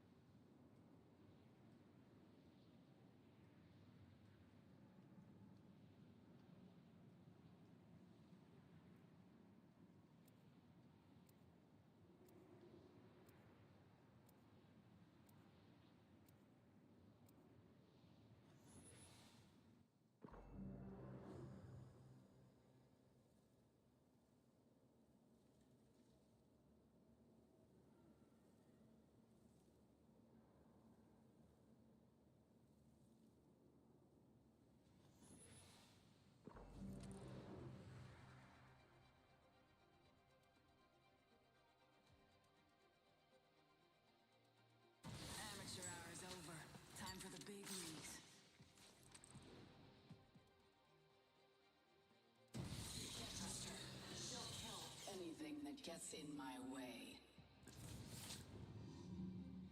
Think you can break through my defenses?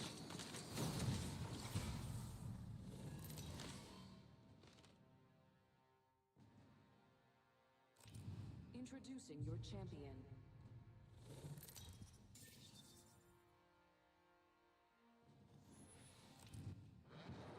I'll be leading the charge on this jump.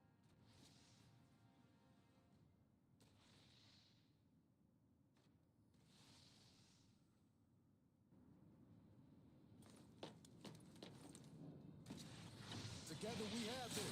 To battle.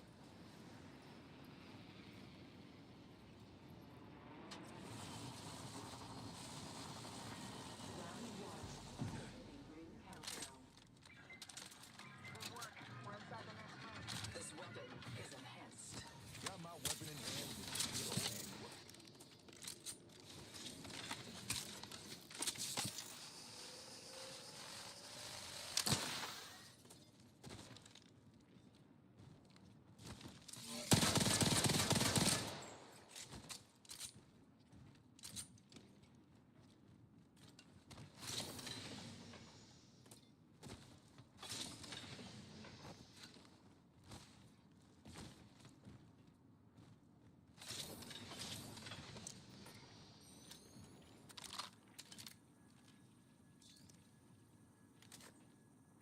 Optics here. Close range. Always better than iron sights.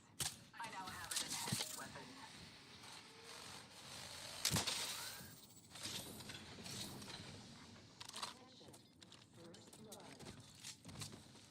First blood. Gotta be someone. Attention, Glad it's not one of Evo us. harvesters are online.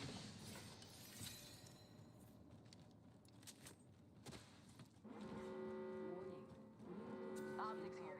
Close range. We're inside the next ring. Optics here. Hit range. Panda. On our beacon. Right on me. Mid light mag here. Level 3. And a team on close side. That?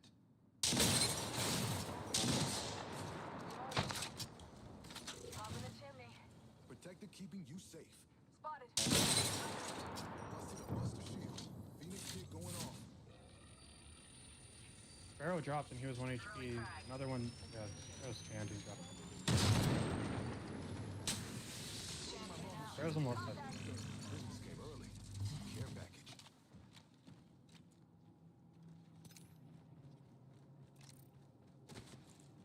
Enemy spotted. Enemy spotted.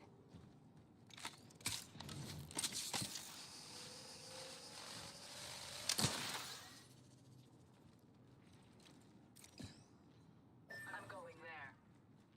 You would be wise to follow. Spotted. Double timing it. Up in the chimney. I shattered an enemy's shield. Enemy there. Reloading. Got some money. Another team, get out. Get out.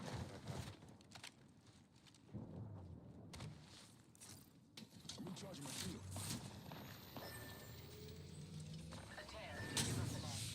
Our squad mate fell. Avenge them. Leveled up and got a new toy. See what happens when you work hard? Got an upgrade. Getting more super by the day.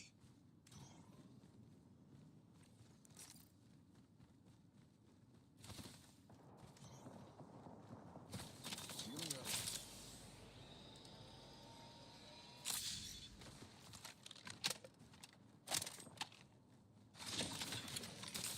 Wait.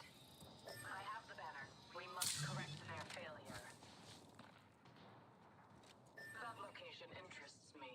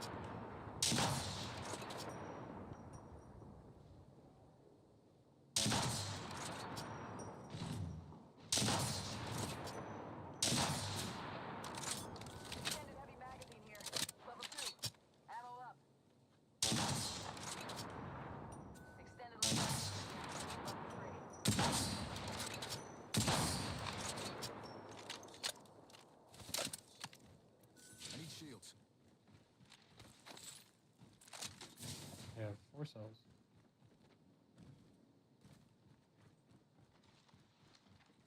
I now have an enhanced weapon.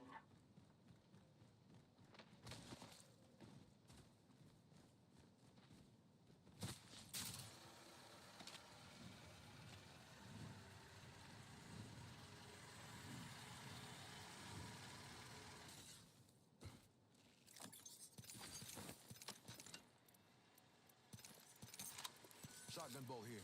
Gold tier. Standard stock here. Level 3. Adequate.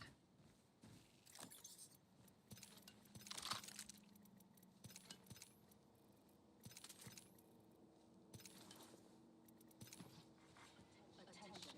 There is a new kill leader. A new kill leader. We have our target. Optics here. Close range.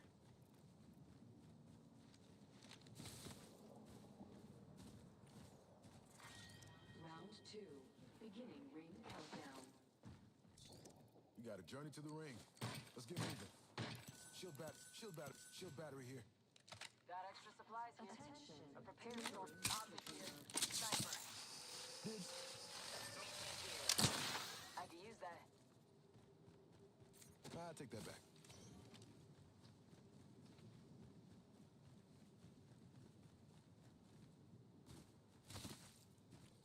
Optics here. Sniper. Optics here. Sniper. A care package has touched down over there.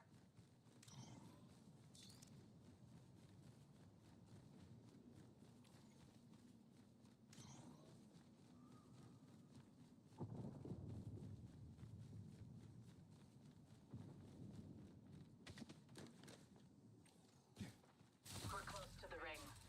We have 1 minute.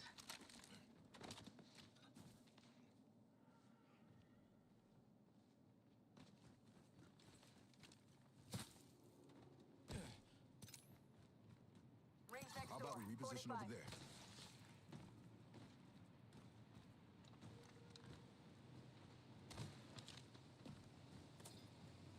Backpack here. Level Backpack 2. here. Level 3. 3-0. Rings close. Adequate.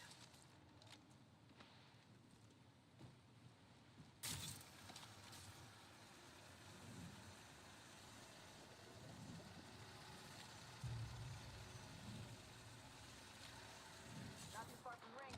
Got 10.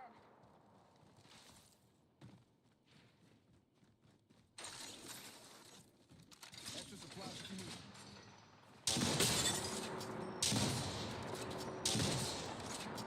Target spot. Moving that way. That ring has started moving. We're not in it.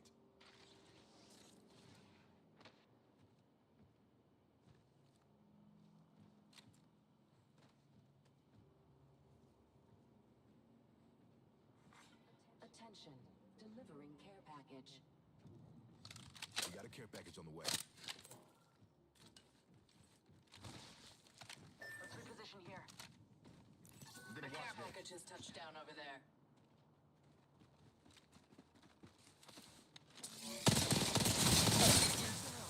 Busted a buster shield. These bonds aren't easily broken. All painless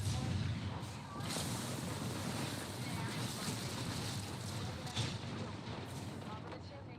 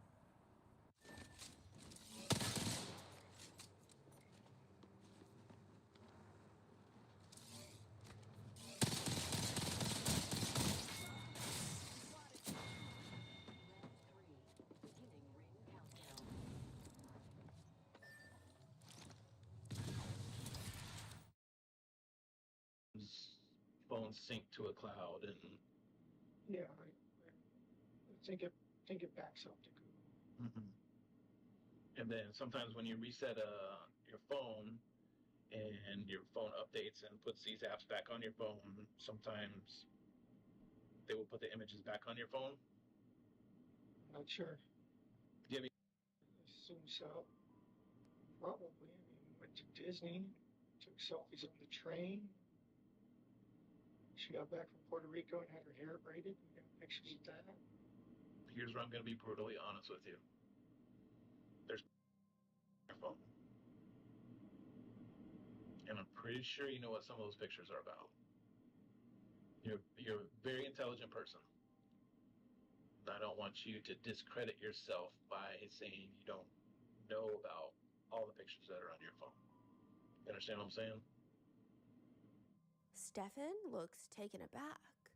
And he feels like the police, the way he responds is like the police are trying to do him dirty. Should I be talking with a lawyer right now?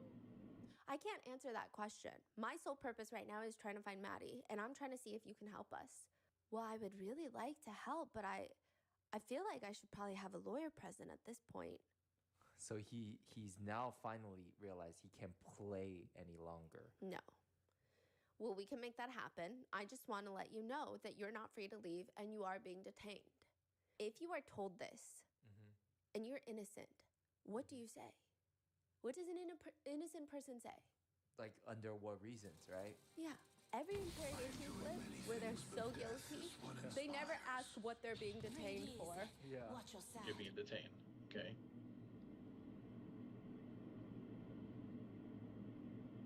Do you want to know what you're being detained for? Capital battery and possession of child pornography.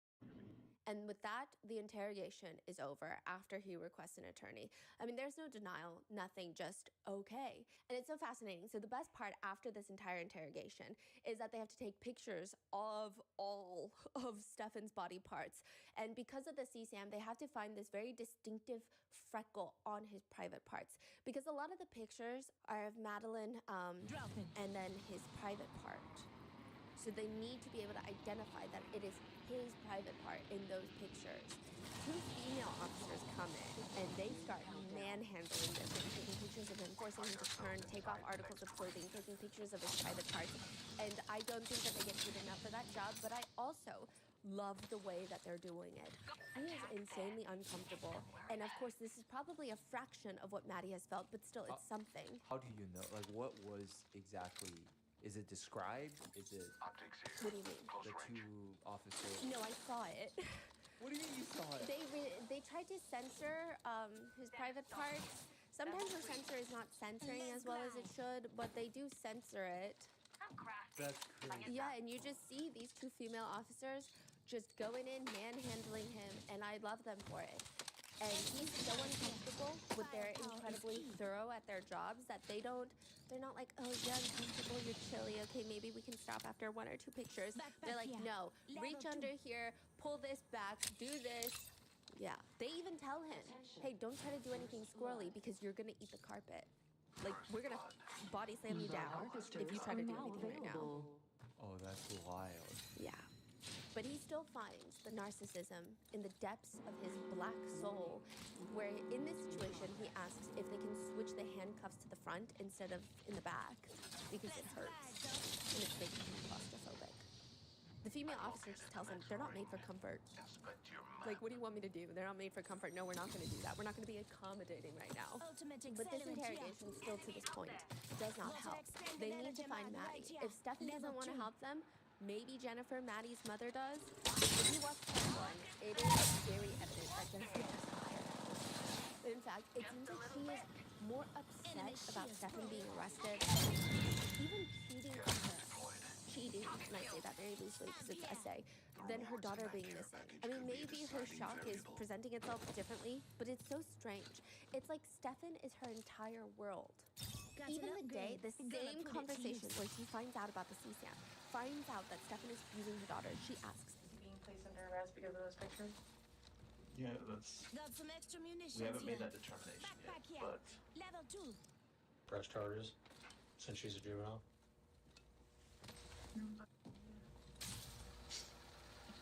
in my power that you guys should not do this. What do you think should happen to him for these pictures? It's crazy. Like, I saw the pictures, but I'm still in denial because, like, there's a piece there, but is he visual? Does he show up in any of the pictures? Is there? over there. I mean, I don't know who. I haven't seen all of the pictures, so I can't answer that. Okay, because I can't. Whether it's his penis or not, are you comfortable with him having content of someone else's penis? His phone? AKA, are you still comfortable with him having pictures of someone essaying your daughter, even if it's not him in the picture? That makes sense. Absolutely not. No. So what do you think should happen to Stefan? Watching that area. Charges, I'll join you. Seems fun. There's a side of me that wants to say he's innocent, that this isn't gonna happen, but who else's penis could that be? She's not left alone with anyone else. Can I make one decision now and change my mind later? I don't know a singular parent that would not only want to press charges immediately, but would want to go into that jail cell themselves and do something about this. Throughout the entirety of the investigation, on top of all of that, she has never not once said anything nice about Maddie. I think that she might have mentioned that Maddie was kind of artistic at one point, but that's it.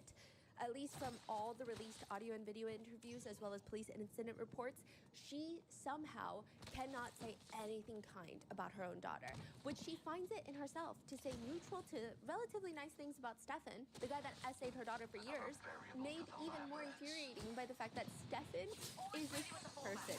Even his parents have stated before all of this, Stefan is crazy. He's a manipulator, he's a gaslighter. Stefan's grandpa on his mom's side passed away. And he left this heirloom Rolex for his daughter, Stefan's mom. Stefan proceeded to steal that Rolex from his own mother. How did you find out about that? Stefan's mom said it. Stefan's mom was like, he stole the Rolex. And yet, Jennifer can say nice things about him, even defending him. Meanwhile, Maddie, who has done nothing but be victimized under Jennifer's care, is forgetful. Yeah, like any other human in the world.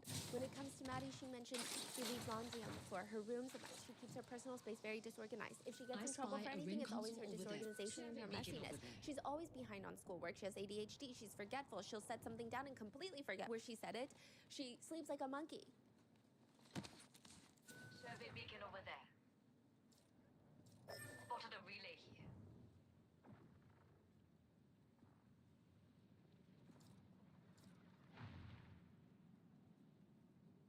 Here's the gate for any crashes.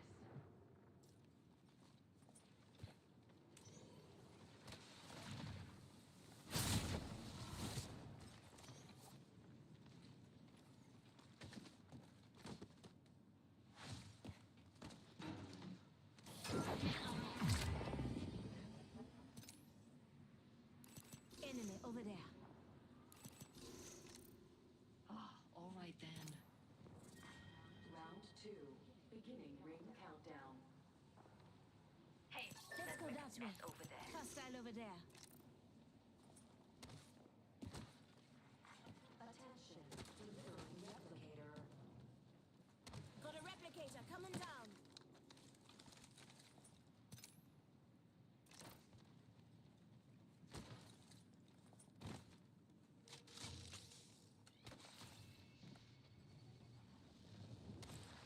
I've discovered the location of the next ring. Could be fun over here.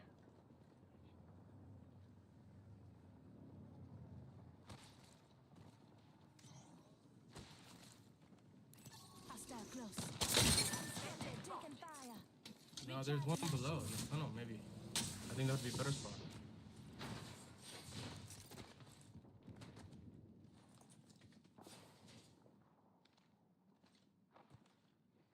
Let's move to this sector. Void nexus there. Logic demands we should go here. Trap set and waiting. Leaving a gas trap behind.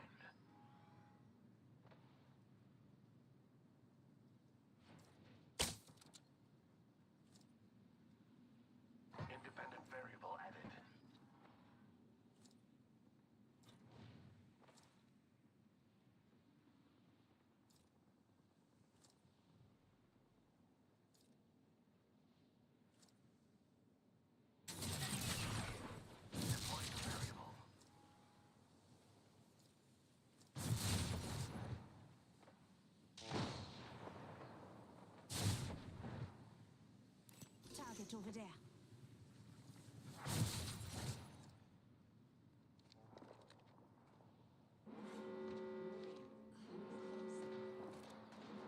Already in the next ring. The Gas trap deployed.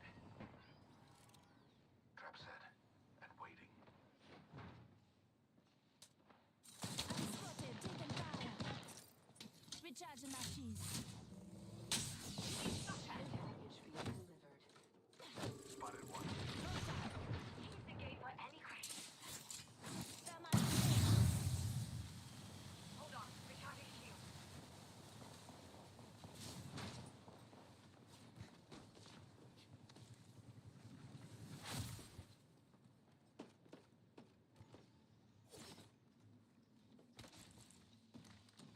The resin above us.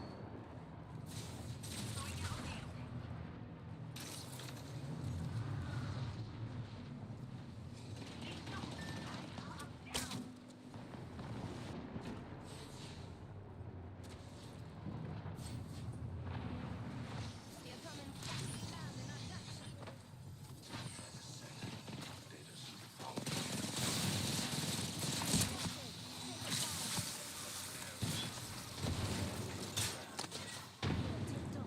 He'll fix you up. Frog out. Just give him my shield and reach out.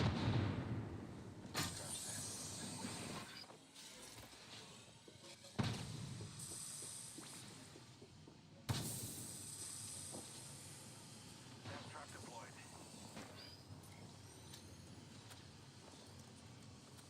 Ultimate accelerant here. I got you.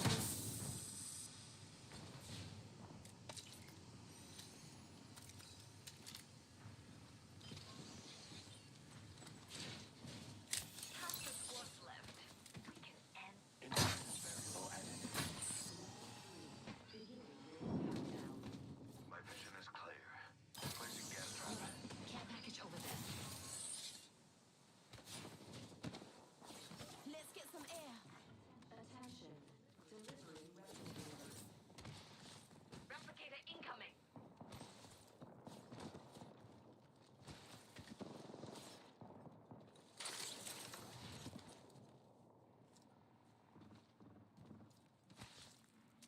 You hear that? Over there. Enemies that way. I spy a ring console over there.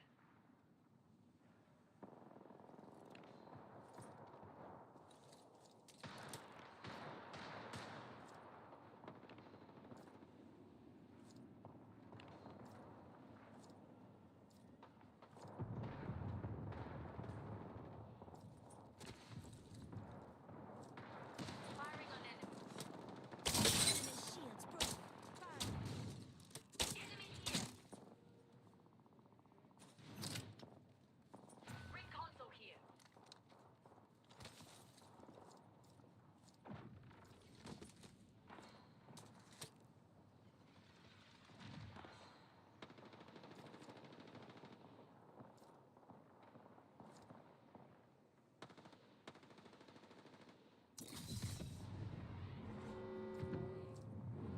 In progress.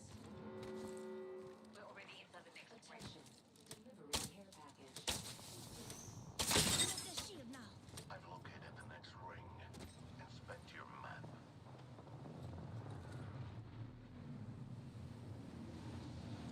Dropship arriving. Target over there.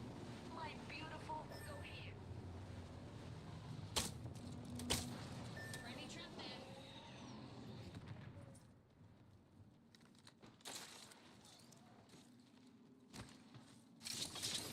Care package over there. Amp here. Found an amp here.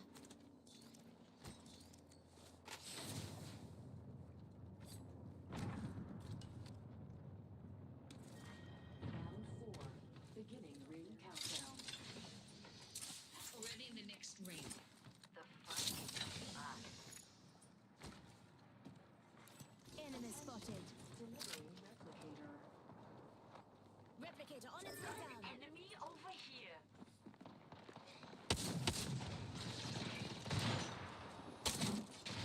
Hostile right here.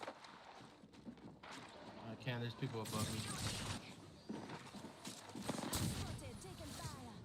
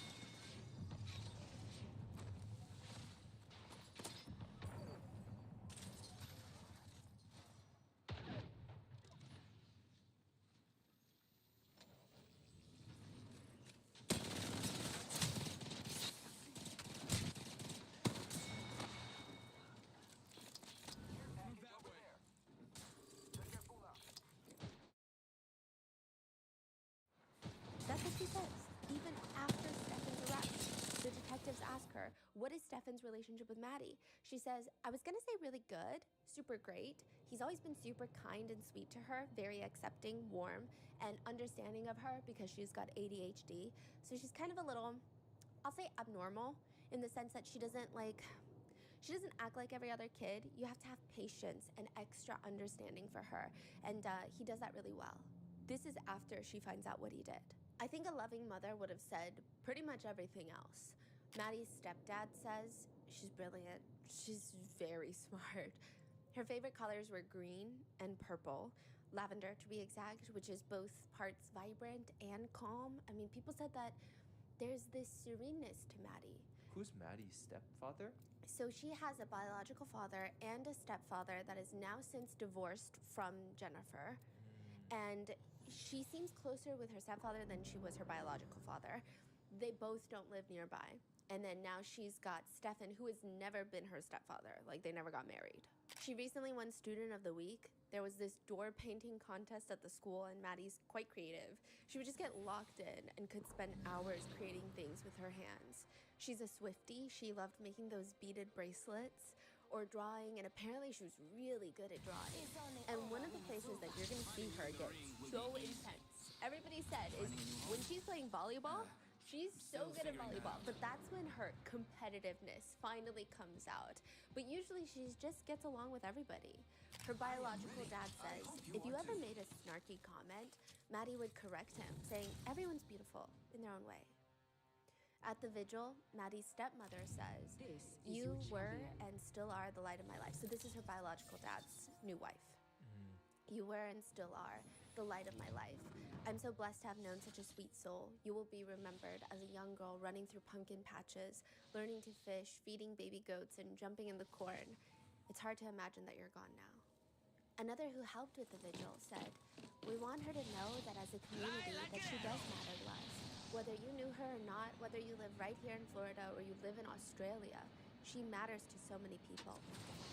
But instead, Maddie's mom wants to talk about how messy she is, how forgetful she is, and how she never does things on time. March 1st, a few days after Maddie goes missing, police have Jennifer Soto in the police station being interviewed. So this is from part 1, the main interrogation. They have not found Maddie's body. They found all the CSAM. Stefan has been arrested. He knows about the abuse, and she's being questioned. The police are telling her, like, we just want to find your daughter's body because we don't think that she's alive, and you don't seem to want to find her, period. While more beautiful than before.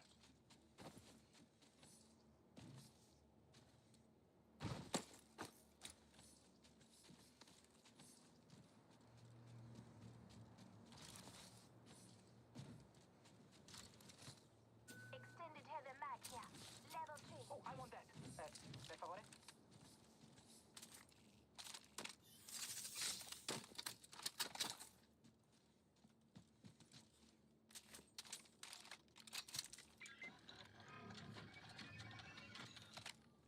I'm over here fucking talking to my fucking self, bro. What's up, Jesse? My fucking god, dude. I swear, man. Yeah, bro. I'm like over here fucking talking to Jesse, bro. What's up, Jesse? Started talking shit about my team, bro. You didn't even fucking hear me, bro. Man, no wonder last guy didn't hear me. Bro. Bro, every time I go pee, I forget to fucking fix it. Backpack here, level 2. I could use that.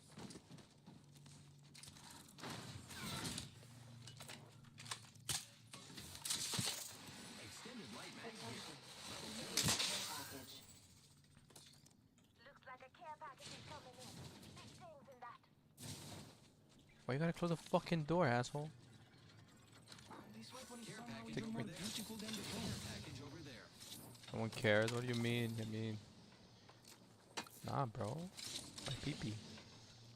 My pee-pee's not gonna be on stream. Pay dole for that. What? Attention. First blood.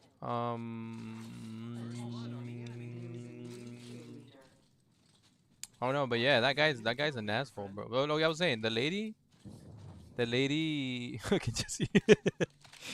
The lady was feeling mad at her daughter, like she started feeling some sort of Like, she started feeling some sort of malice towards her because in the end we're animals, bro. And she started seeing her daughter as someone that she would have to compete to get the attention of her husband.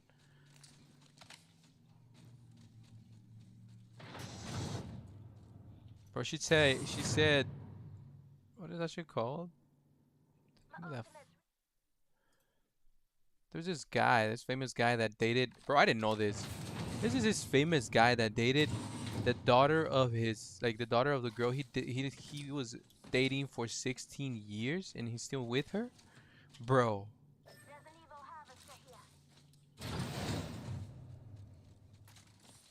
Bro. This was with this lady for 16 years, bro. Fucking his name was, I think, Woody Allen or some shit like that. Something with Allen. He was with that lady when that daughter, he got with the lady when the daughter was 11 years old.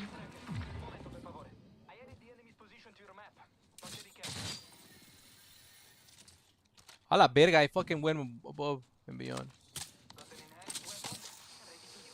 Yeah, it's a famous guy, bro. And the daughter is Asian. It was an adopted daughter that they had.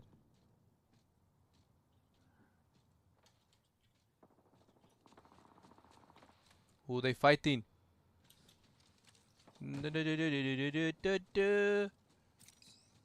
¿Cómo se llama? Shakira, Shakira. Are they far or close?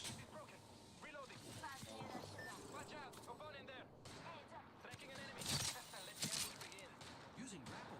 Reloading. Took out an enemy. Who's next?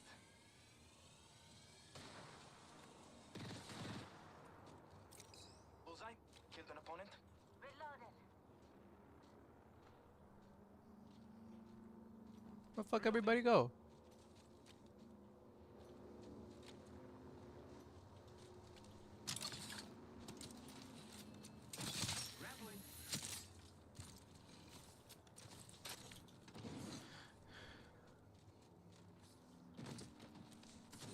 I'm on tonight with fucking Jesse. What do you mean? Is that's what he used to say or some shit? Bro. That is crazy though. Like, and he said, okay, so he said, he's like, I never treated her as my daughter because I never lived with her because he told the girl he was dating that he didn't want to take no, like, she didn't want to be like responsible of kids. He didn't want to be a father figure. He didn't want to be a stepdad. Like, I ain't about that life.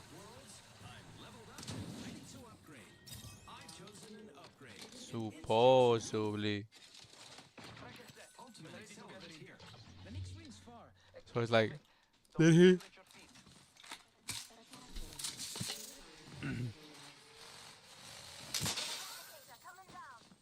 That fool groomed her. The fuck? We have to go far. Let's go over there. Where'd he go?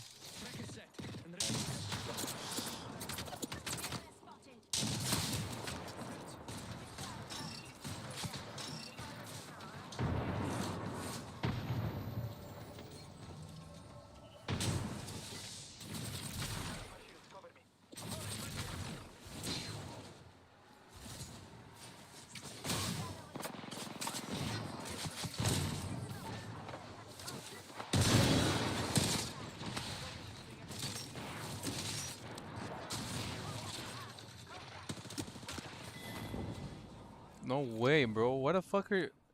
That thing was fucking laggy, dude. There was no fucking animation. There was nothing. What the fuck happened?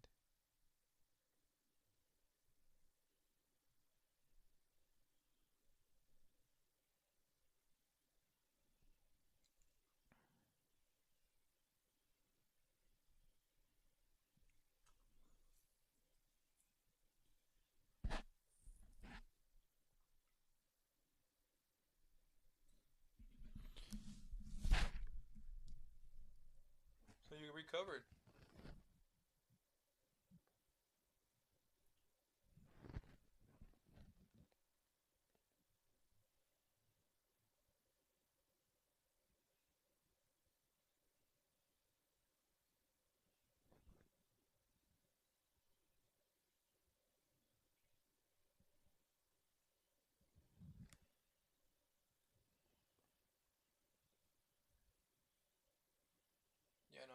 Take it easy, bro.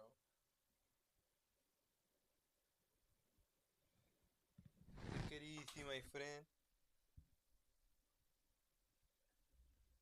Go slow. At the end of the day, you gotta run tomorrow.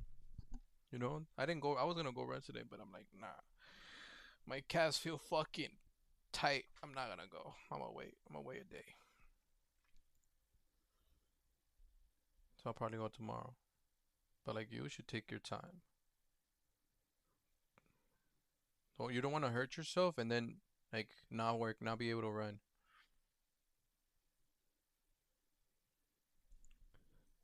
Yeah, no. The thing is that like, bro, we're so used to just starting. Like just you know what? I'm just gonna start running and boom, just book it. Like there's not a lot of stretching, bro, and then no warm up, nothing, and that does fucking cause you fucking issues later on in life.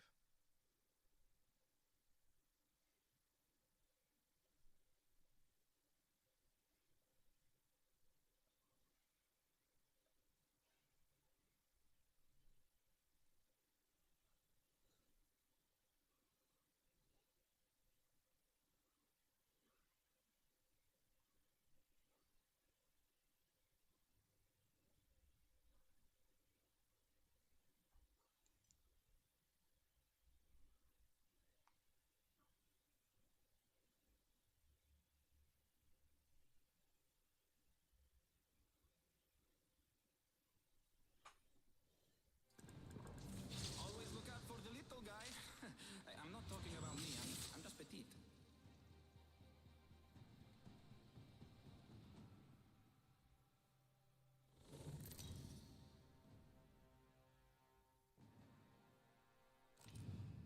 This is your champion.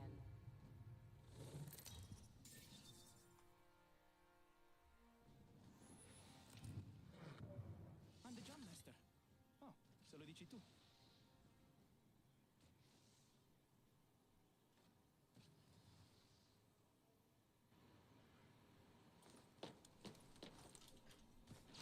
Okay, the fuck is here?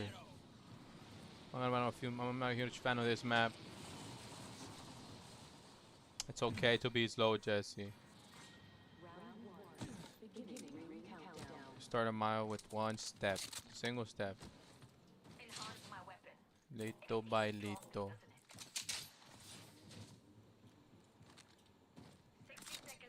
We're like, Bruce Lee was right, bro. We're like, what? And you're like, why or how? Setting a tracker. Like water droplets. If you fucking, there's a water droplet, like any falling anywhere. What the fuck? Are you serious right now? Boom. Tracker set.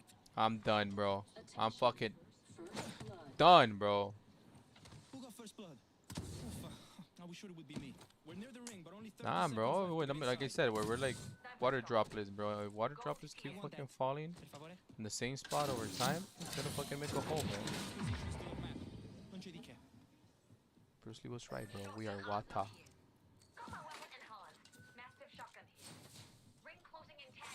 Attention, Evo harvesters are online. I punched that fucking box back there, man. I'm as disappointed. Don't worry.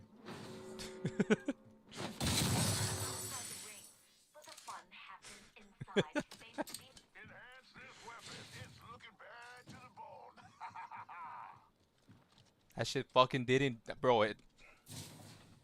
Yeah, it happens. Fuck that shit.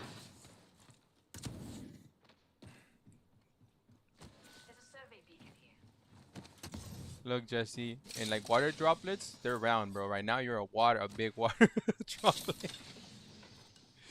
Pero it's okay, Jesse. Bro, you know what I noticed when I went to do when I was doing those miles?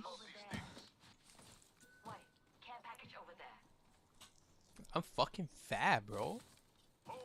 Jesse's like, I'm a waterfall. Jesse, I'm the, what is it called? Niagara Falls, my friend.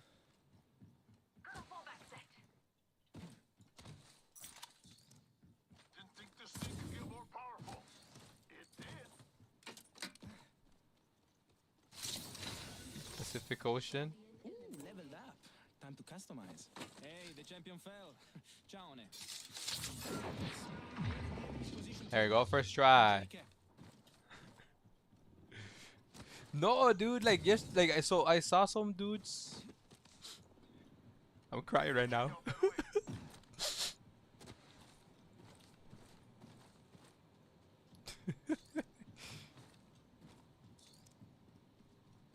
What the fuck I was saying? Upgraded, uplifted, and up Oh, to no Jesse. good. Just gotta keep running, bro. Oh yeah, yeah. I'm fucking fat.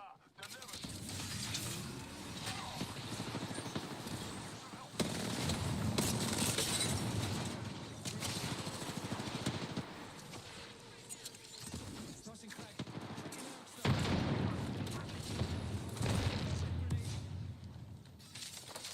Tracker dart out. Frag out. Tracking an enemy. Moving in. Setting a tracker. Un momento, per favore.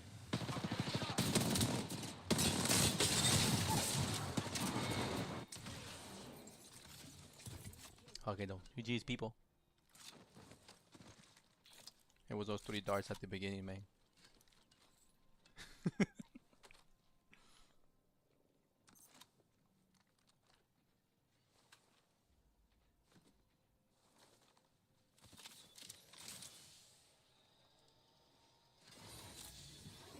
Upgrade chosen. Who's ready to die? I'm at max level. Choice.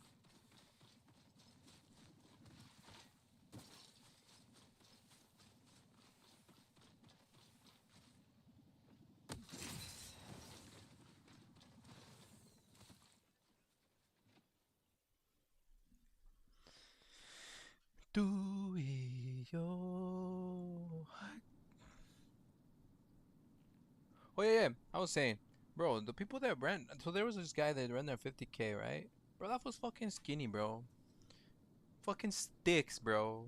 Those people are sticks, bro. Literally, bro. And you're wondering, like, bro, like, yeah, but it's just fucking easy for them, bro. Those fucking, they're not carrying a lot. They're just carrying fucking bones. I'm carrying fucking 6-pack of fucking mineral waters right here. An 8-pack. That 24-pack they sell at Sam's Club, bro. And those ones are fucking skinny, dude. What the fuck? All that is happening. They are doing a press conference asking anyone who has seen anything to come forward, please. If you see anything of interest, call us. And a tip comes in. A man named Thomas calls into the Get police a cooler station. then. He calls in a tip. I think I saw that same exact car, that silver car that you guys released, that Monday that Maddie went missing. He's explaining everything. Do you have the license plate number, sir? No, but I could lead you to where I saw the car because I'm not just remembering everybody's license plates. Well, do you have the exact address of where you might have seen the silver vehicle on Monday? No, but again, I can tell you pretty much exactly where it is. Like, I don't know if it has an address. It was in just the side of the road. Okay, well, thank you. I just think that that's a little bit too vague. The officer hangs up on him. Thomas is so confused. He's like, what do you mean it's too vague? You just told everybody to call if you saw something. So he gets into his car, drives back to where he could have sworn he saw that silver Lincoln that day, starts taking pictures. Look, it's not the exact address, but here you go. Here's the area. Here's the location that I saw the car. He was changing his tire. I saw a guy change his tire in the car that you're telling me to look out for. So who's Thomas? Just a random citizen. Okay. And he's like, hello, why is nobody listening to me? The spare tire. Jesse, was your on the knee, same it's always exact gonna side hurt, of the bro. car that You the know when press it doesn't hurt? Look, your knee, it's always gonna hurt when you stop, when you run. Like, it's gonna hurt. It's gonna be, the pain is gonna be worse when you stop running, bro. So when you start running again, the pain's it's gonna fucking feel like nothing. So you just fucking keep running, bro. Why? Because the pain's nothing once you keep running. The ring is closing in one, and we're nowhere It's a near it. mental thing. You gotta be crazy. You gotta be crazy, vato. Yeah, that's what I realized. Yeah, you just run with the pain, bro. It's part of the fucking game. Enough dilly-dally. The ring's far and closing in 45 seconds. It's like I said, it's fucking worse Positions to your map. Non c'è di che. Got my weapon enhanced. to stop running, bro. But your knees are always gonna hurt. But you just have to kind of fix. I mean, it's fixing your posture, fixing. Like you said, you have to get the thingy machingy for your shoe, so you're not all crooked.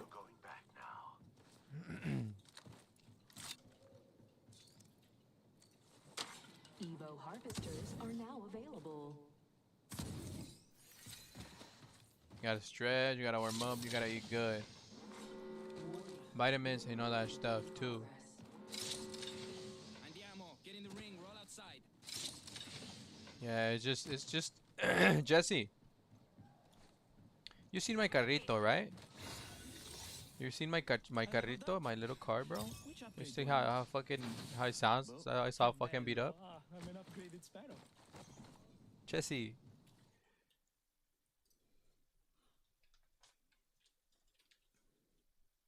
...2001 Honda, bro. CRV, bro.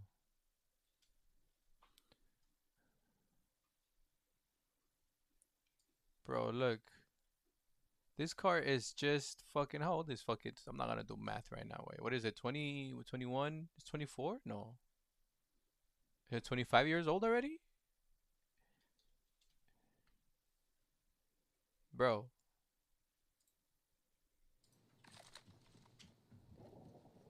Or am I tripping? And do you see how my car sounds, bro? I'm pretty sure my car could talk, bro. If my car was a fucking Autobot, bro, it would be like, bro. That's it, bro. Call it a day. That fool would have retired by now, bro. That fool would have been like Optimus Prime, bro.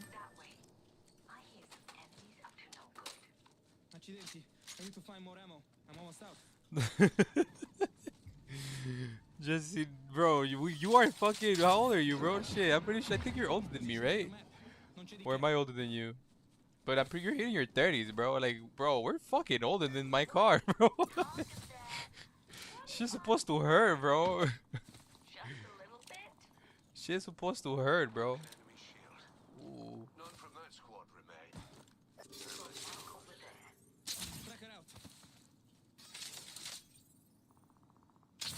Tracker set.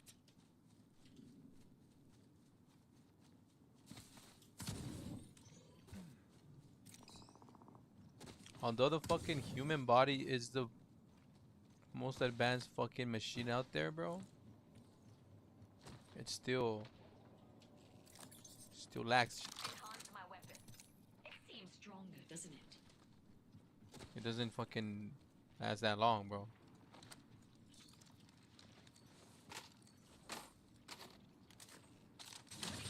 That made me mini craver. That made me mini craver. Bam, headshot in my head right now. Bam. Somehow more beautiful than before.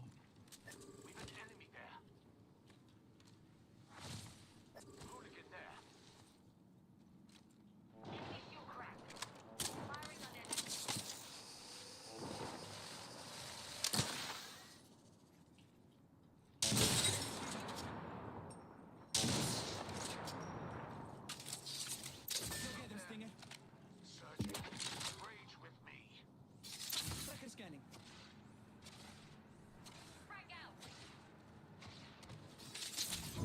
Tracker set. Idiot with a firearm. Un idiota con un fire. Setting a tracker. Enemy shield cracked. Reloading. Gateway set.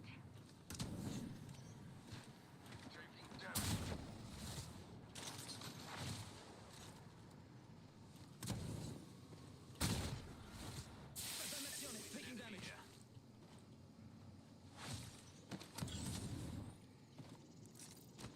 Un momento.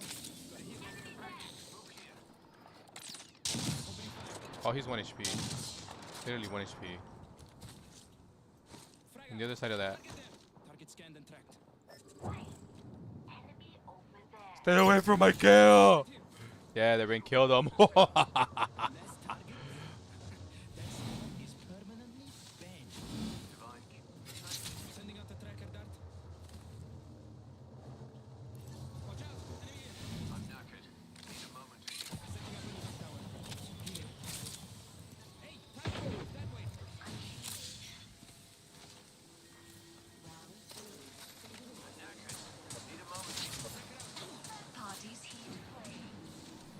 Fuck you guys. I'm out. Oh fuck, fuck, fuck.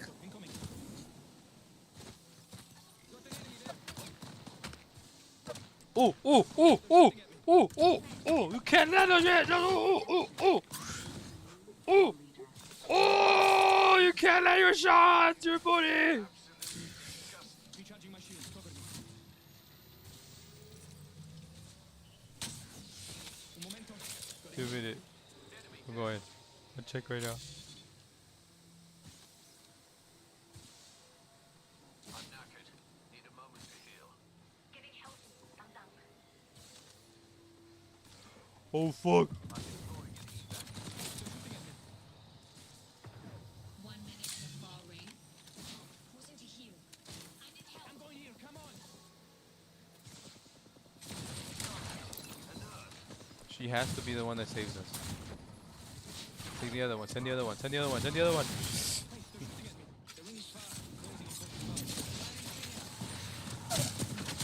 Right. There's no by my ult.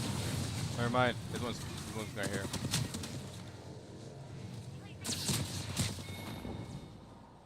Someone has to show you no mirror safe. My God, bro, I want cake, bro. I want cake, and I want cake. There's chocolate cake inside the fridge right now, bro. I'm about to go get some right now. God damn, Jesse. God fucking damn. That calcium does help though.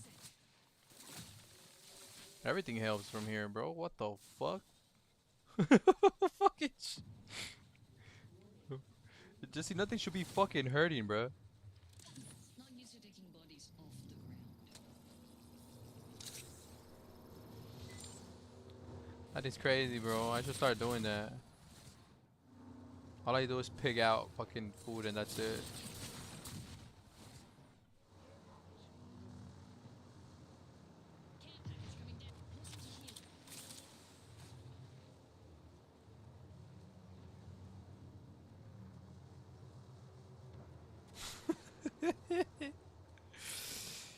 Bro, I'll be more hungry after that, bro. I need more bread.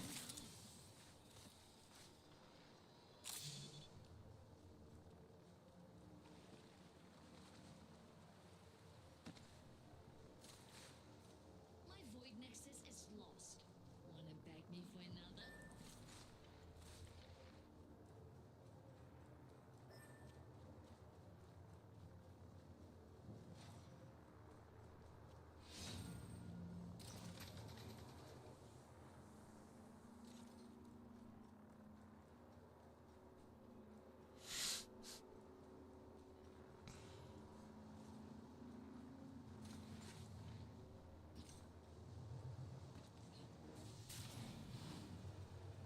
need help.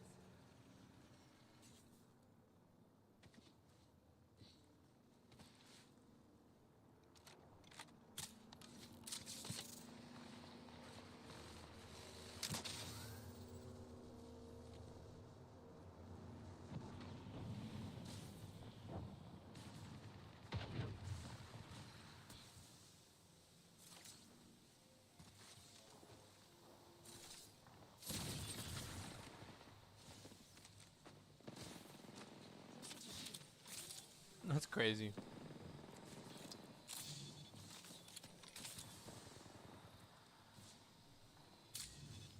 Is the pillar too big?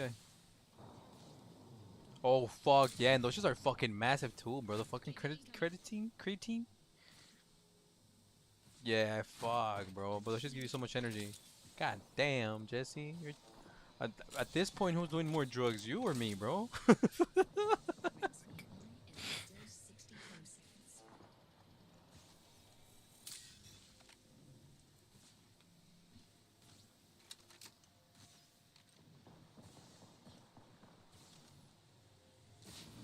To go, and the ring's right there. Enemy landed near me. Fucking luck, huh? Package over there.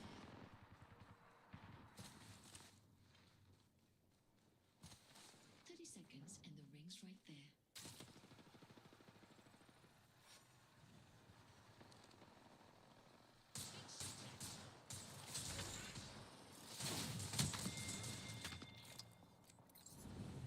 GG's. What the fuck is there a mosquito in the there's a mosquito in the room, bro. No, bro. We're fucking chilling, bro. We're fucking fine, bro.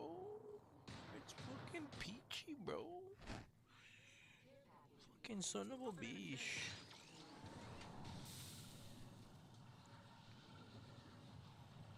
Damn, fucking Jesse's like you get all yours at Costco. Damn, yeah, nah. I could never. I don't think they'll ever add my drugs to Costco. I imagine when it gets to that point, bro.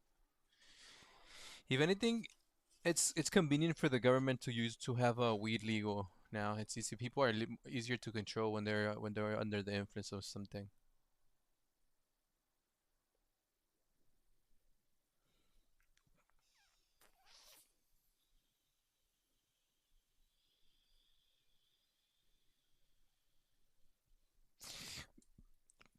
Okay, push-ups here. I have to do at least 500 damage. If not, 20 push-ups. If push, remind me, okay? Cause I don't be fucking keeping track.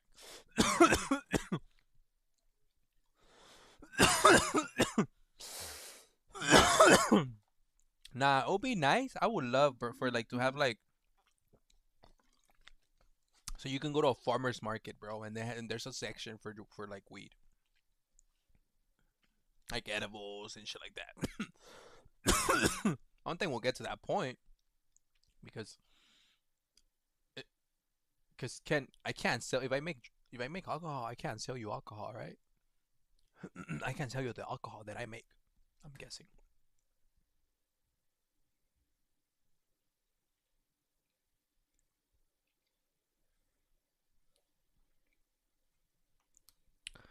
Bro, if Trump decriminalizes fucking weed, bro, he's gonna put everyone on his pocket, bro.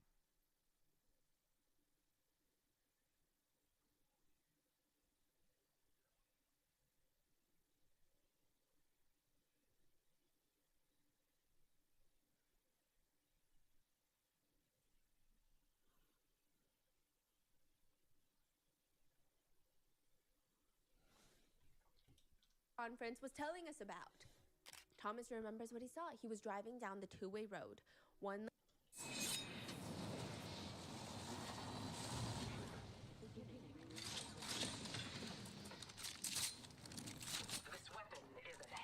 Wait, we didn't win that game. I'm mad. We could have won that game, but nah. We're close to the ring. We have 1 minute. Dude, I saw a video today that supposedly buying what is it called? Organic pineapple juice is a waste of money.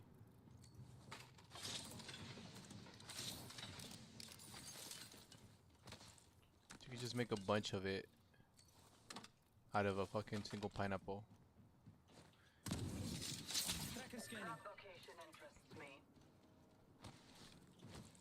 Oh yeah, you're fucking done looting now, bitch. Yeah, you are.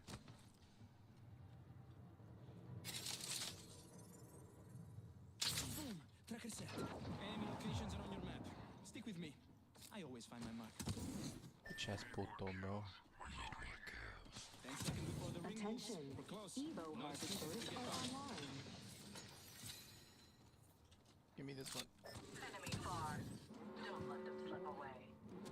Guarda, enemy track. Opponent right here. These ties bind. Sending out a tracker dart. Dropping a tracker. Getting shot at. He's dead, bro. He's dead. He's dead. He's dead. That enemy's been tagged. Tieni duro. We got this. Okay, I'm leaving. Repairing damages. They will be bound. Our squad mate fell. Come on. Avenge them.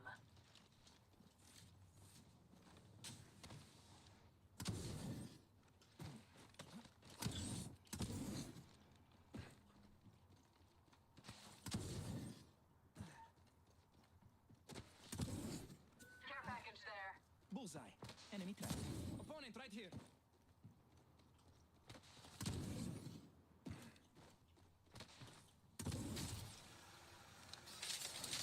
Setting a tracker. Boom. Tracker set. I'm under fire. Enemy tracked. Opponent here. Guns up. Tearing through reality. Target scanned and tracked. Oh, thanks. Shields are depleted.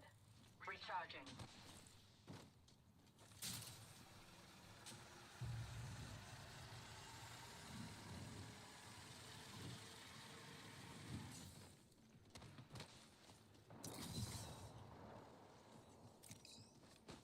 Healing.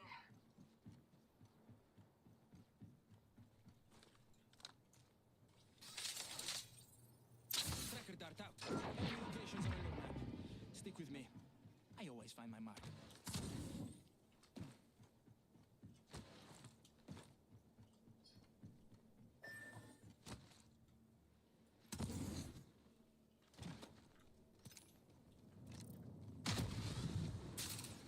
Bye, putos. Replicator there. Stock up. Better safe than sorry. I'm under fire. They're only shooting him, bro. That's crazy. This guy has so much bad luck. Organic anything? You don't buy why not, Jesse? You got something against organic food? Got an amp here.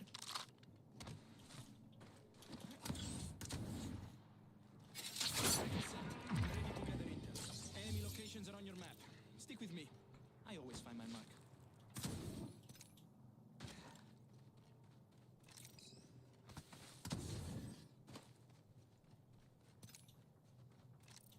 Oh, we're about to get fucked, bro.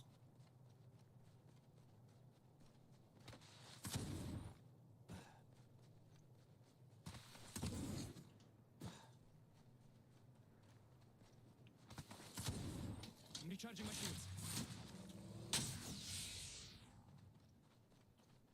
I'm like, bro, what you mean? My fruit is not organic. Doesn't it grow out of the fucking grass? Out of the dirt? You kill leader. Surely you can take the title from them.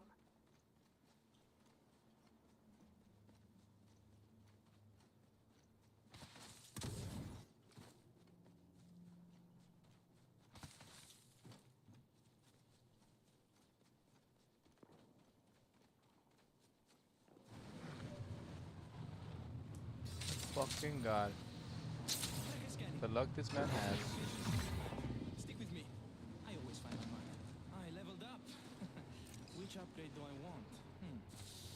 Oh, we should scout that area. Upgrade it and ready to fight to the death.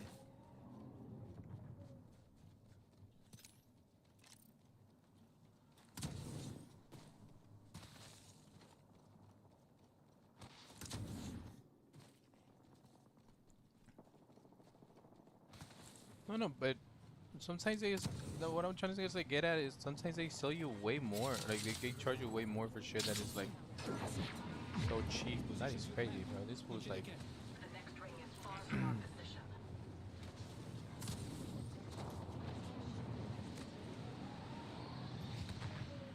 Replicator incoming. I'm going there.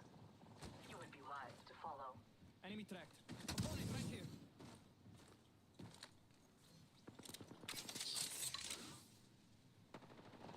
Bring it out. Forza. Dropping a tracker. Target scanned and tracked. Snatched up teammate's banner. Oh, there's a new kit. Respawn beacon over there. Reloading.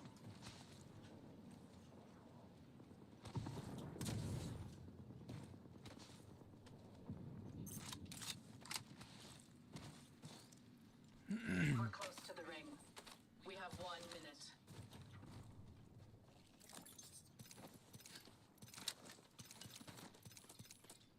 I used to buy organic, but then I became poor and I don't buy organic no more. But I didn't really care about that. For me, it's just if it's good, bro. That's just marketing for them to charge you more. I'm okay, thank you.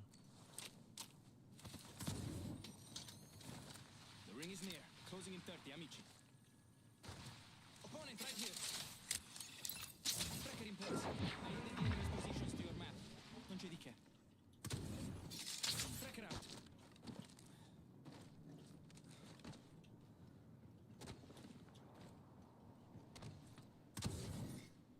One moment. I'm crafting. Taking damage.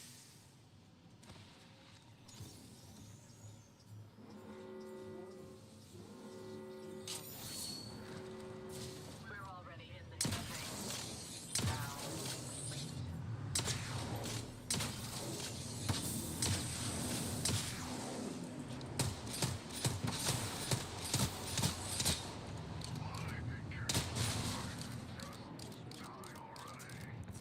I should take so much damage, bro. Like I'm fighting the whole fucking. Attenzione, enemy here. Setting it. Watch out, enemy here. let's put you in a bind. Like a rat. Reload. Throwing frag. Is this was said getting head? Shield cracked. The champion has been Tearing away. Champion out. Firing stinger. Fuck out of here! That shit doesn't go in there. Shocking an outside.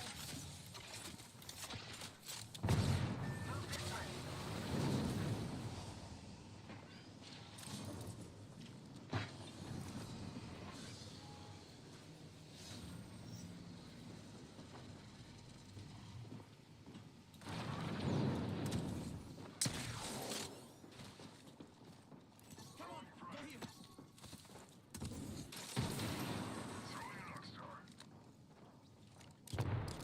Enemy in the distance.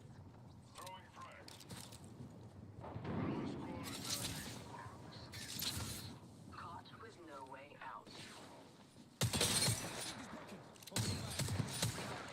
Reloading. Third party arrived. They're gonna regret this.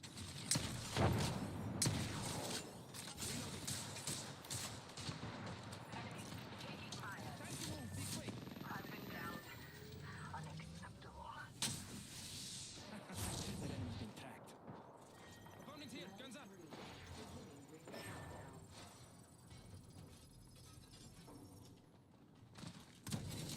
Tracker out, we're scanning for enemies. attention to mineral replicators. Guarda, enemy tracked. Opponent here, guns up. Replicator dropping in. I'm not here. I'm not here. I'm not here. Nunca me ve. Nadie me ve. 1 minute. Vamos. Ni ring. I'm doing great.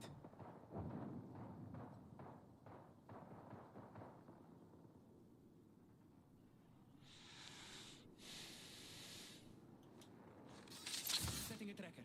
45 seconds before ring close. I'm so close, I could crawl.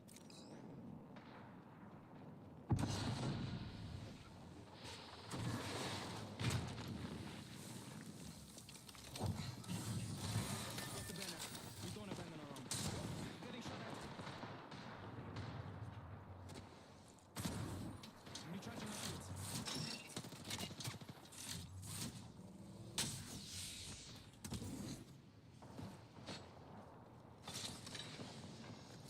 What am I gonna do, bro? 10 seconds to ring close. Not far, but not inside. Getting shot at.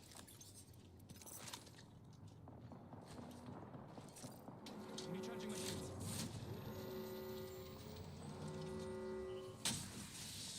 Un momento.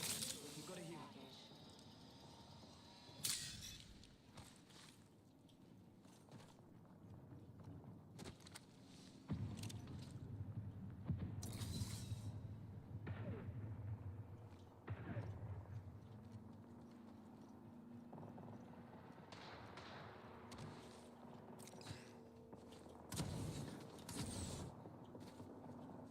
Nice. Only half the squads are left. Attention, there is a new kill leader.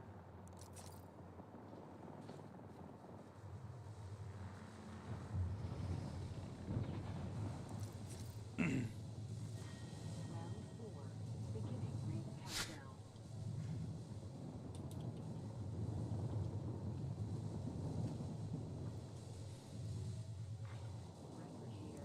I'm gonna die from this. Replicator, dropping in.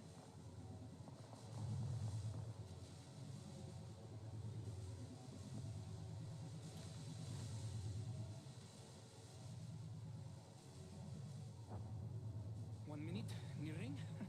I'm doing great. Un momento, gotta heal.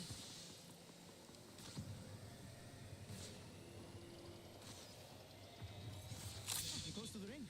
45 seconds is plenty.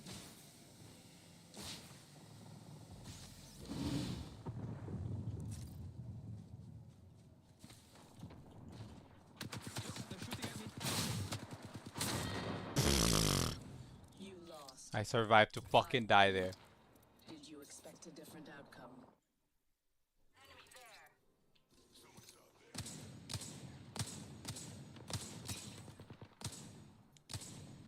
Fucking shit, bro.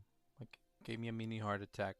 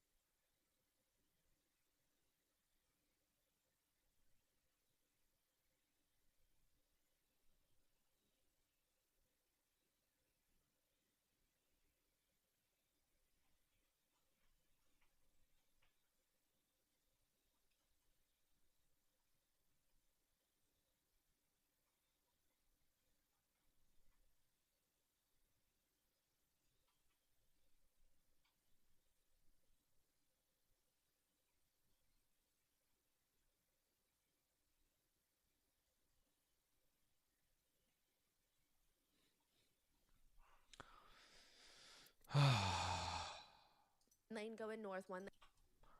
I'm gonna go get the cake right now so I don't eat too late because I don't want to eat too late. Stay. I eat too late. It's a problem.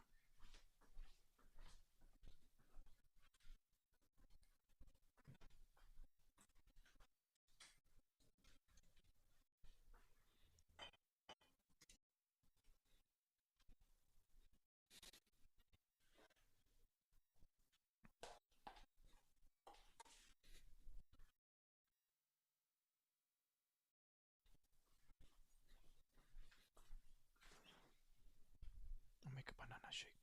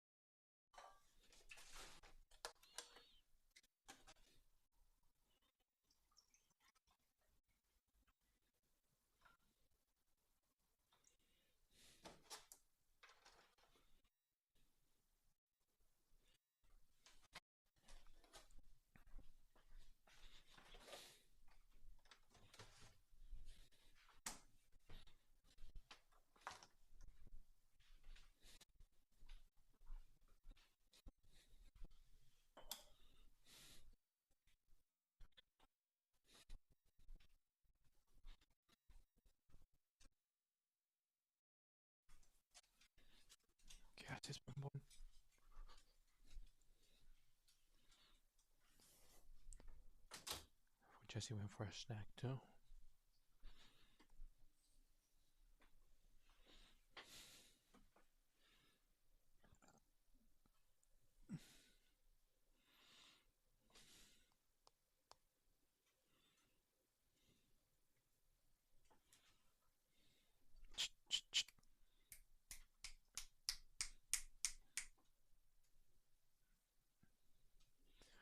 Good girl. Lane going south. There's not really much out there. It's just fields. It's fields and it's nearby Alligator Lake that we talked about in part 1 where all the alligators are. And then he sees this silver Lincoln pulled over to the side of the road. There is a man standing there near the driver's side with a backwards hat. He sees that up ahead. Thomas is driving towards the car that's pulled over on the side. And as he's passing, he sees that the man has something in his hand. Looks like a tire iron. Because he probably has a flat. He's changing his tire. Thomas is getting closer and closer, and he's going to slow down so he can pass the man safely. By this point, the man is leaned down next to his tire, and as Thomas's car passes, he looks up, and the two of them make direct eye contact. Thomas did not forget that face. He believes that face is Stefan Stearns. Thomas calls again. He's like, I'm going to call again till the authorities try to listen to me because, hello, I saw what I saw.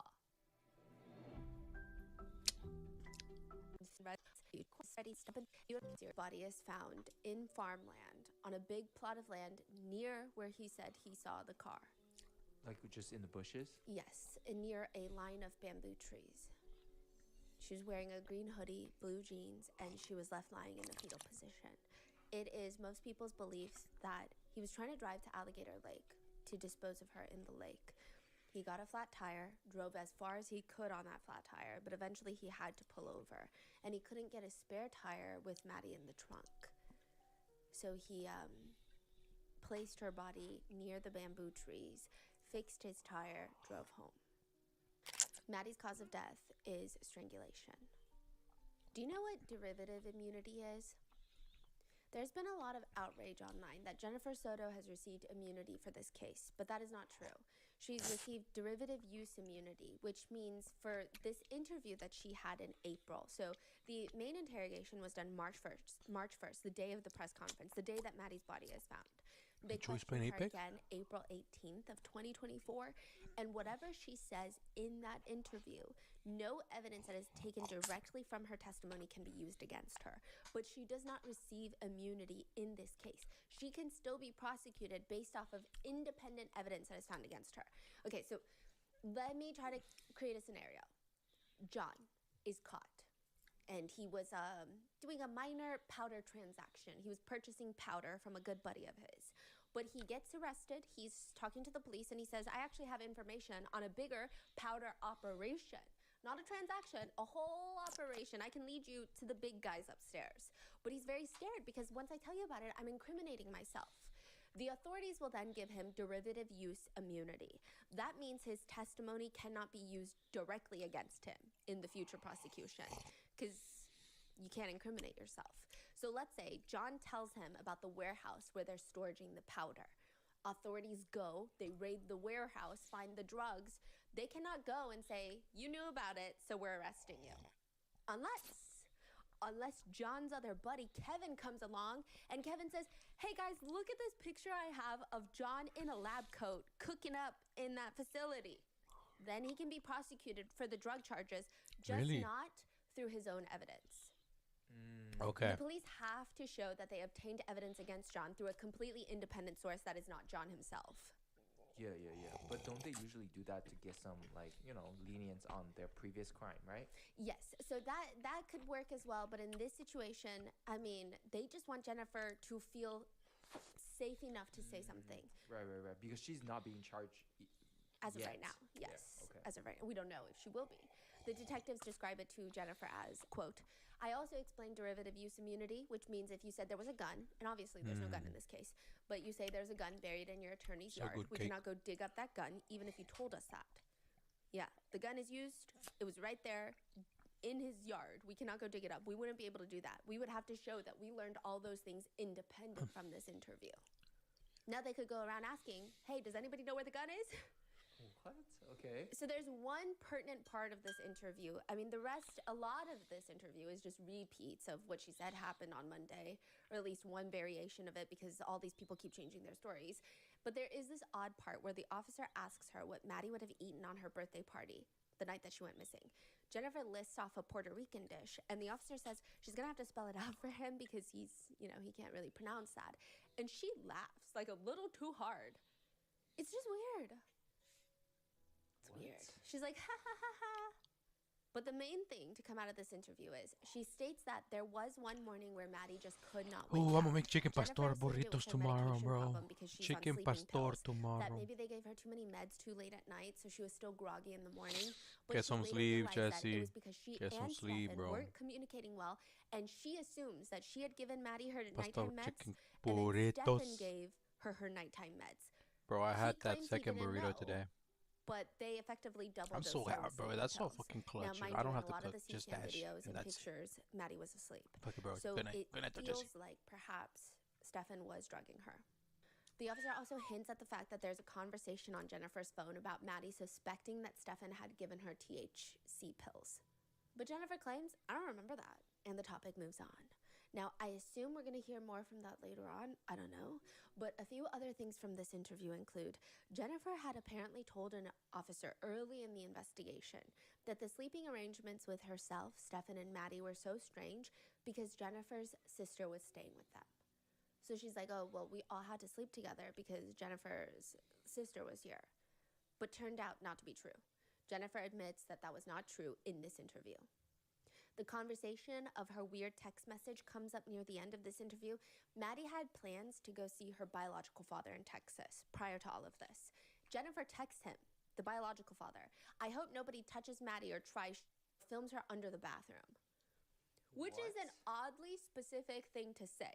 At first, Jennifer is like, I don't remember that. I don't remember that. But later she says, oh, I remember that text message. I think this was around the time, this is her saying this, I think this was around the time that an airline employee had taped his phone to the restroom to watch a child use the restroom so that they could secretly film it, but the child discovered it. Like, that's that. She's saying, like, that was that. Another quick question. Police want to know if Maddie is embarrassed of Stefan's car. If that's the case, why didn't Stefan just take her to school in Jennifer's car so that he could drop her off at the school, like at the front gate of the school? Now, side note, it's pretty clear that Maddie, she's deceased. At this point, they found her body. Stefan had no plans of dropping her off, but they're asking Jennifer why you didn't question that as a mother. Okay, so back to what you just said about her text to the ex-husband, Yes. right? One suspicion would be she found out about what Stefan did. Yes. And this is her just listing it out because she was upset. Mm-hmm. Now, mind you, Stefan was filming the roommate under the door. Yes. And that will make her, Yeah. she no longer is innocent. Exactly, because she invites him back into the house. Yeah. We don't know how, maybe she just saw he was secretly filming Maddie. Allegedly, this is our speculation theory, of course. And then still, why let him back into the house? Jennifer says she didn't question it because Stefan is not insured on her car. You did let him drive your car after this occurred, though, right? Yes, but he was very insistent because he wanted to go look for Maddie, and he had a spare on his car because he had a flat, so he couldn't drive his car. So he just really wanted to go out. But what about this text message? June 16th, 2023. You texted Stefan this. Maddie's no longer sleeping with me. I can't risk it. What does that mean? No idea. The most innocent reasoning would be, and it's not even that innocent, but the best case scenario would be that Jennifer was referring to not getting enough sleep because Maddie is a rough sleeper. But that means that was in 2023. If she said that Maddie is no longer sleeping with me, I can't risk it, she was claiming to the police up and down, Maddie always sleeps with me. Usually she doesn't sleep with Stefan. Stefan doesn't sleep with us. It's always me and Maddie. She never sleeps alone. So if she's not sleeping alone and she's not sleeping with you, who is she sleeping with? That's the most innocent variation of what that text could mean, but most netizens feel like this cryptic text means something else. There are speculations that Jennifer knew about the abuse, and even when the three of them shared the bed, he was theorized, this is a theory, that he was allegedly taking pictures of Maddie and essaying her in the same bed.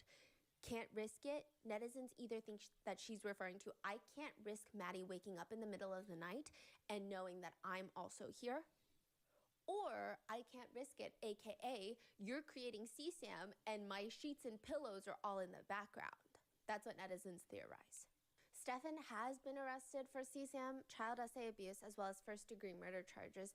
And now the question is, with all of this, even this derivative use immunity interview, people feel like Jennifer is even more sketchy. This did not make her less sketchy in even the slightest amount.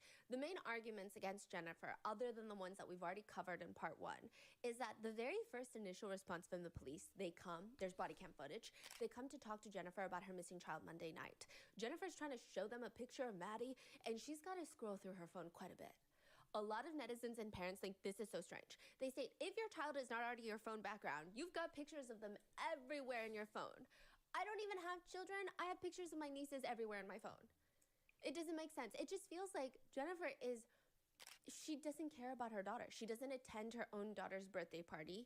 That's not even held on the day of her daughter's birth. It's like you could schedule that for when you're off then. And then it just feels like she could not physically care less about her own kid. Also, why the hell is Stefan staying with them? He and Jennifer are broken up at this point. It doesn't even make sense. She even tells officers, it wasn't until June of last year that we'd broken up, and I said, okay, I don't want to sleep with him in the same bed. Please move upstairs, and he moved upstairs. So you don't want to sleep with him in the same bed, but you want your 13-year-old daughter to sleep with him in the same bed. Jennifer's explanation for that is, I don't know if I was ever comfortable with that, the two of them sleeping together, but you told them to sleep together Sunday night. I did. That was a selfish move on my part. It's because I wanted a good night's sleep. I didn't want her kicking me or rolling onto me or waking me up to hear her alarm so that it woke me up. I wanted to keep sleeping until I needed to sleep because I just had not had that with my training schedule. I have had not a good night's sleep. My medication was out of whack. I was feeling funny and not like myself, and I knew that I needed another night's sleep and my medication in my body. Then why not just have your parents watch her? So Jennifer's grandmother lives nearby, and when Jennifer is working, she will actually do drop-off and pickups. She'll help watch Maddie. I'm not saying parents should become unstable or not take their medication or sacrifice their own physical health for their children, but there are certain things you can do to ensure the safety of both you and your child. Like, let her stay at grandma. She was already at grandma Sunday for the birthday party. In fact, she cried to grandma saying that she didn't want to go home that week.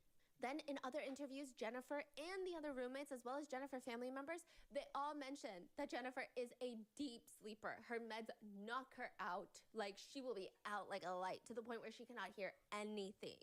So she's saying, I needed my sleep. I didn't need anyone to bother me. Like, I'm so fragile and frail. I need my sleep. Ooh, I really need it. But then also, I didn't hear anything Sunday night because I just knocked out. I was so deep asleep. Additionally, she was not scheduled to work Monday or Tuesday, so she had a lot of time to recoup before going back to work. Furthermore, if Jennifer was someone who needed good quality sleep, why did she sleep with her quote-unquote nervous dog? I don't know about a nervous dog, but remember she said he came to put the leash on my nervous dog, and I had to help him in the morning. Mm-hmm. Was the dog in the room with you? Yes. He gets very nervous and will urinate. If you put the leash on him too directly, you have to be nice and talk to him. I don't know about you. If you have a nervous dog, they're typically very sensitive to noise, and they're barking all the time, and they're rummaging, they're pacing when they feel like something's happening, they growl, they grunt. I mean, they think everything is a potential threat. So it doesn't make sense. Another roommate said that she always saw Maddie and Stefan alone upstairs in room number 4, and she would even ask Jennifer because she thought that was strange. Like, hey, is that okay for your daughter to just... This is not even a stepdad that raised her since she was young. This is not even a stepdad. This is not her biological father. It's not even a family member. And like sometimes a lot of abuse even happens within family members. So you can't even just, it was even weirder. Like it's just, I can't think of a single explanation why that's okay, the roommate is saying. So she asked Jennifer, is that okay? Because that's weird. I think for them to ask, there must be some off vibes. Energy. It's not just like, oh, Maddie's bored. She doesn't want to be alone. So they're like, and then Stefan is like, oh my God, I want to be alone. But this kid keeps bothering. Like, clearly something is weird. And Jennifer's like, no, he would never harm my daughter. Even one of the other roommates is more emotional when talking about what Stefan did to Maddie in regards of the abuse. She cries in the interview with the police. She's more emotional than Jennifer. She keeps saying throughout the interview, I wish I had paid more attention. I wish I had paid more attention. Wow. I wish I would have, like, saw or something. I would have paid more attention or something. which are the things that you would expect someone to say. Side note, there is this very emotional moment where the detectives tell the roommate, we received a tip, an anonymous tip, that you knew about the abuse, that you told someone about the abuse. That roommate was like, oh yeah, I live with this family, I think that there's abuse going on.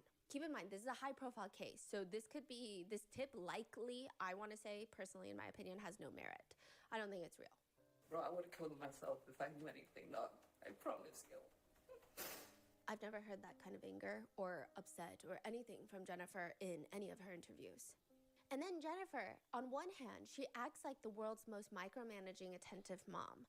Oh, I have to remind her to do things because she's forgetful. She has ADHD. I have to make sure that she takes her medication because I don't want her to take Adderall at night because then she can't sleep. And then what if she accidentally takes it? I have to do this. I have to do this. She pretends to be a micromanager whilst never attending an open house at her school, at Maddie's school. All of Maddie's teachers say, one of them said, you know, Maddie would have sleepy days, which were not normal. She would be zoned out and asleep through the entire period. You know how kids will sleep in school? This was not that. They say the level of this was just different. They told Maddie's mom about it. She did nothing. She just said, oh, it's her meds. So you are micromanaging, but at the same time, you don't notice anything. And by all accounts, if you mesh together Maddie's teacher, Maddie's friends, Maddie's family members, all of their testimonies and statements, it seems like Maddie was doing so much better mentally after Stefan moved out and was slowly recovering. That's what it feels like. They don't know that because they just think, oh, she's been a lot better. She's been more attentive and more focused on her schoolwork. She's been more creative recently. But if you kind of put the pieces together, she's recovering after he moves out. Even Jennifer tells an officer, Maddie had the typical teenage attitude. The sass, the talking back, the disrespect, the pushing boundaries. She was very much doing that. But that calmed down over the last few months. Got even better when Stefan moved out and went to Northport. That's what she says. It's hard to believe that Jennifer never once sat there and goes, why is that? Not even once? And then she said in a previous interview, they're best buds. Would you not be sad if your best bud moves out of the house? I would imagine that her behavior would get worse if they truly were best buds. And she sees this healthy father figure who loves playing board games with her innocently. One of Maddie's friends tells authorities that sometimes Maddie would just come to school crying. And then she would just say, it's fine, I just want to cry it out.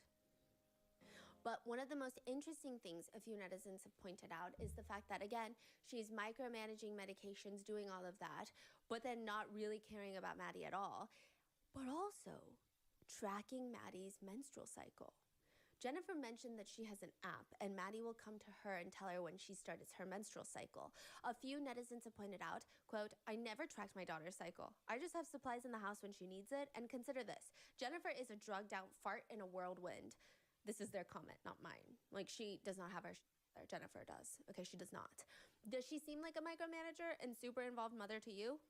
But now she's tracking her menstrual cycle of all things? Now, according to Jennifer, she says, my entire day was focused around Maddie. I would wake up first thing in the morning, make sure she's ready, make her breakfast, get her backpack and water bottle ready. If she's taking lunch, get her some lunch ready. This is me doing this while she's getting ready. Make sure she takes all her medications before school, take her to school, come back. She was my entire life. Everything I did every day was for her. But again, according to teachers, she never even attended her daughter's open house.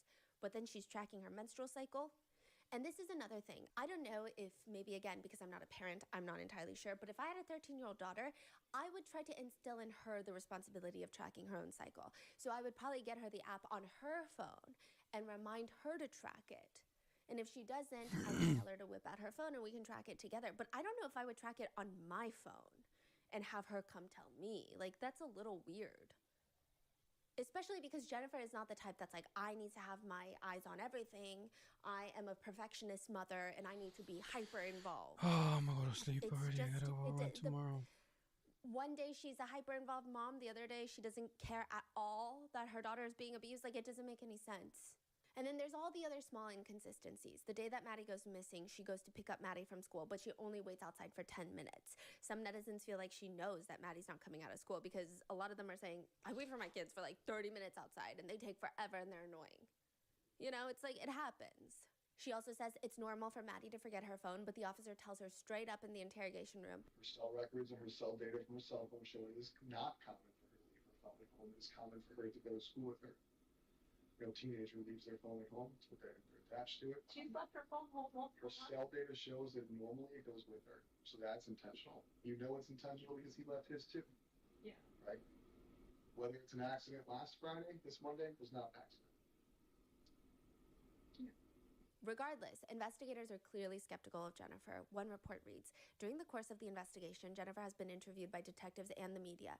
Jennifer has made numerous contradictory statements to detectives and media outlets. During initial interviews with patrol officers and detectives, she stated that Stefan took Maddie to school. During other statements, she said, we took Maddie to school. Jennifer's whereabouts are also inconsistent. She initially stated that she did not take Maddie to school because of a new job, and then she later stated that actually it wasn't her new job, she had a doctor's appointment that day. Which, side note, she had 2 doctor's appointments that day. One that she actually did attend for blood work, her annual exams, and then a second one that she canceled the day of. And they asked her why she canceled it, and she said, I didn't want to go to a $350 Botox appointment. Now, most of the time, in almost all the interviews, Jennifer complains about not having enough money because she's on disability and she finally got a part-time job at Disney. So maybe she is a horrendous financial manager. I mean, I could see that totally. But also, $350 Botox appointment is a lot. So why did she book it if she thought that was too much money? Right? We don't know. That's not something you find out a day of. Yeah, oh, like how 300. much it is. Yeah. Yeah. It's weird. There is a whole theory connected to this that we're going to get into in a second. Now, multiple officers tell her straight up to her face that they feel like she's covering up for Stefan. And her reaction? Her reaction is, no, I just want you to understand that we're all the same. We all have ADHD. We're all forgetful. As in her, Stefan, and Maddie. And then at the end of one interview, she even asks, how long does somebody go to jail for something like this? Please tell me it's so much. It sounds like she's trying to ask how long Stefan is going to jail, but she doesn't sound like a parent that's like, he better be behind bars for the rest of his life. Otherwise, the day he comes out, I'm going hunting. Like, that's not the vibe. It's giving, how long is he going to be gone for? If he did something to her that led to her death, yeah, he's going to prison for life. She lets out a sigh, but it doesn't sound like a sigh of relief. It almost sounds like a gut punch sigh to me. Like someone who is told very bad news. The cop continues, he's probably going to prison for life for the essay charges and the CSAM charges. So, like, multiple life sentences. Fine, Kim. Oh my God. What does that mean? Fine? Yeah. What do you mean, fine? Yeah. Fine is a weird comment. Yeah. Fine. It's not good. He deserves it and more. I hope he gets the death penalty. It's not that. Yeah. It's like, fine. It's weird. It's so weird. She also mentions how she trusts him very, very much. She trusted him all the time with her daughter, but also in the same interview, she mentions that he has bad judgment, doesn't make good decisions. The whole brainwash them. Easy.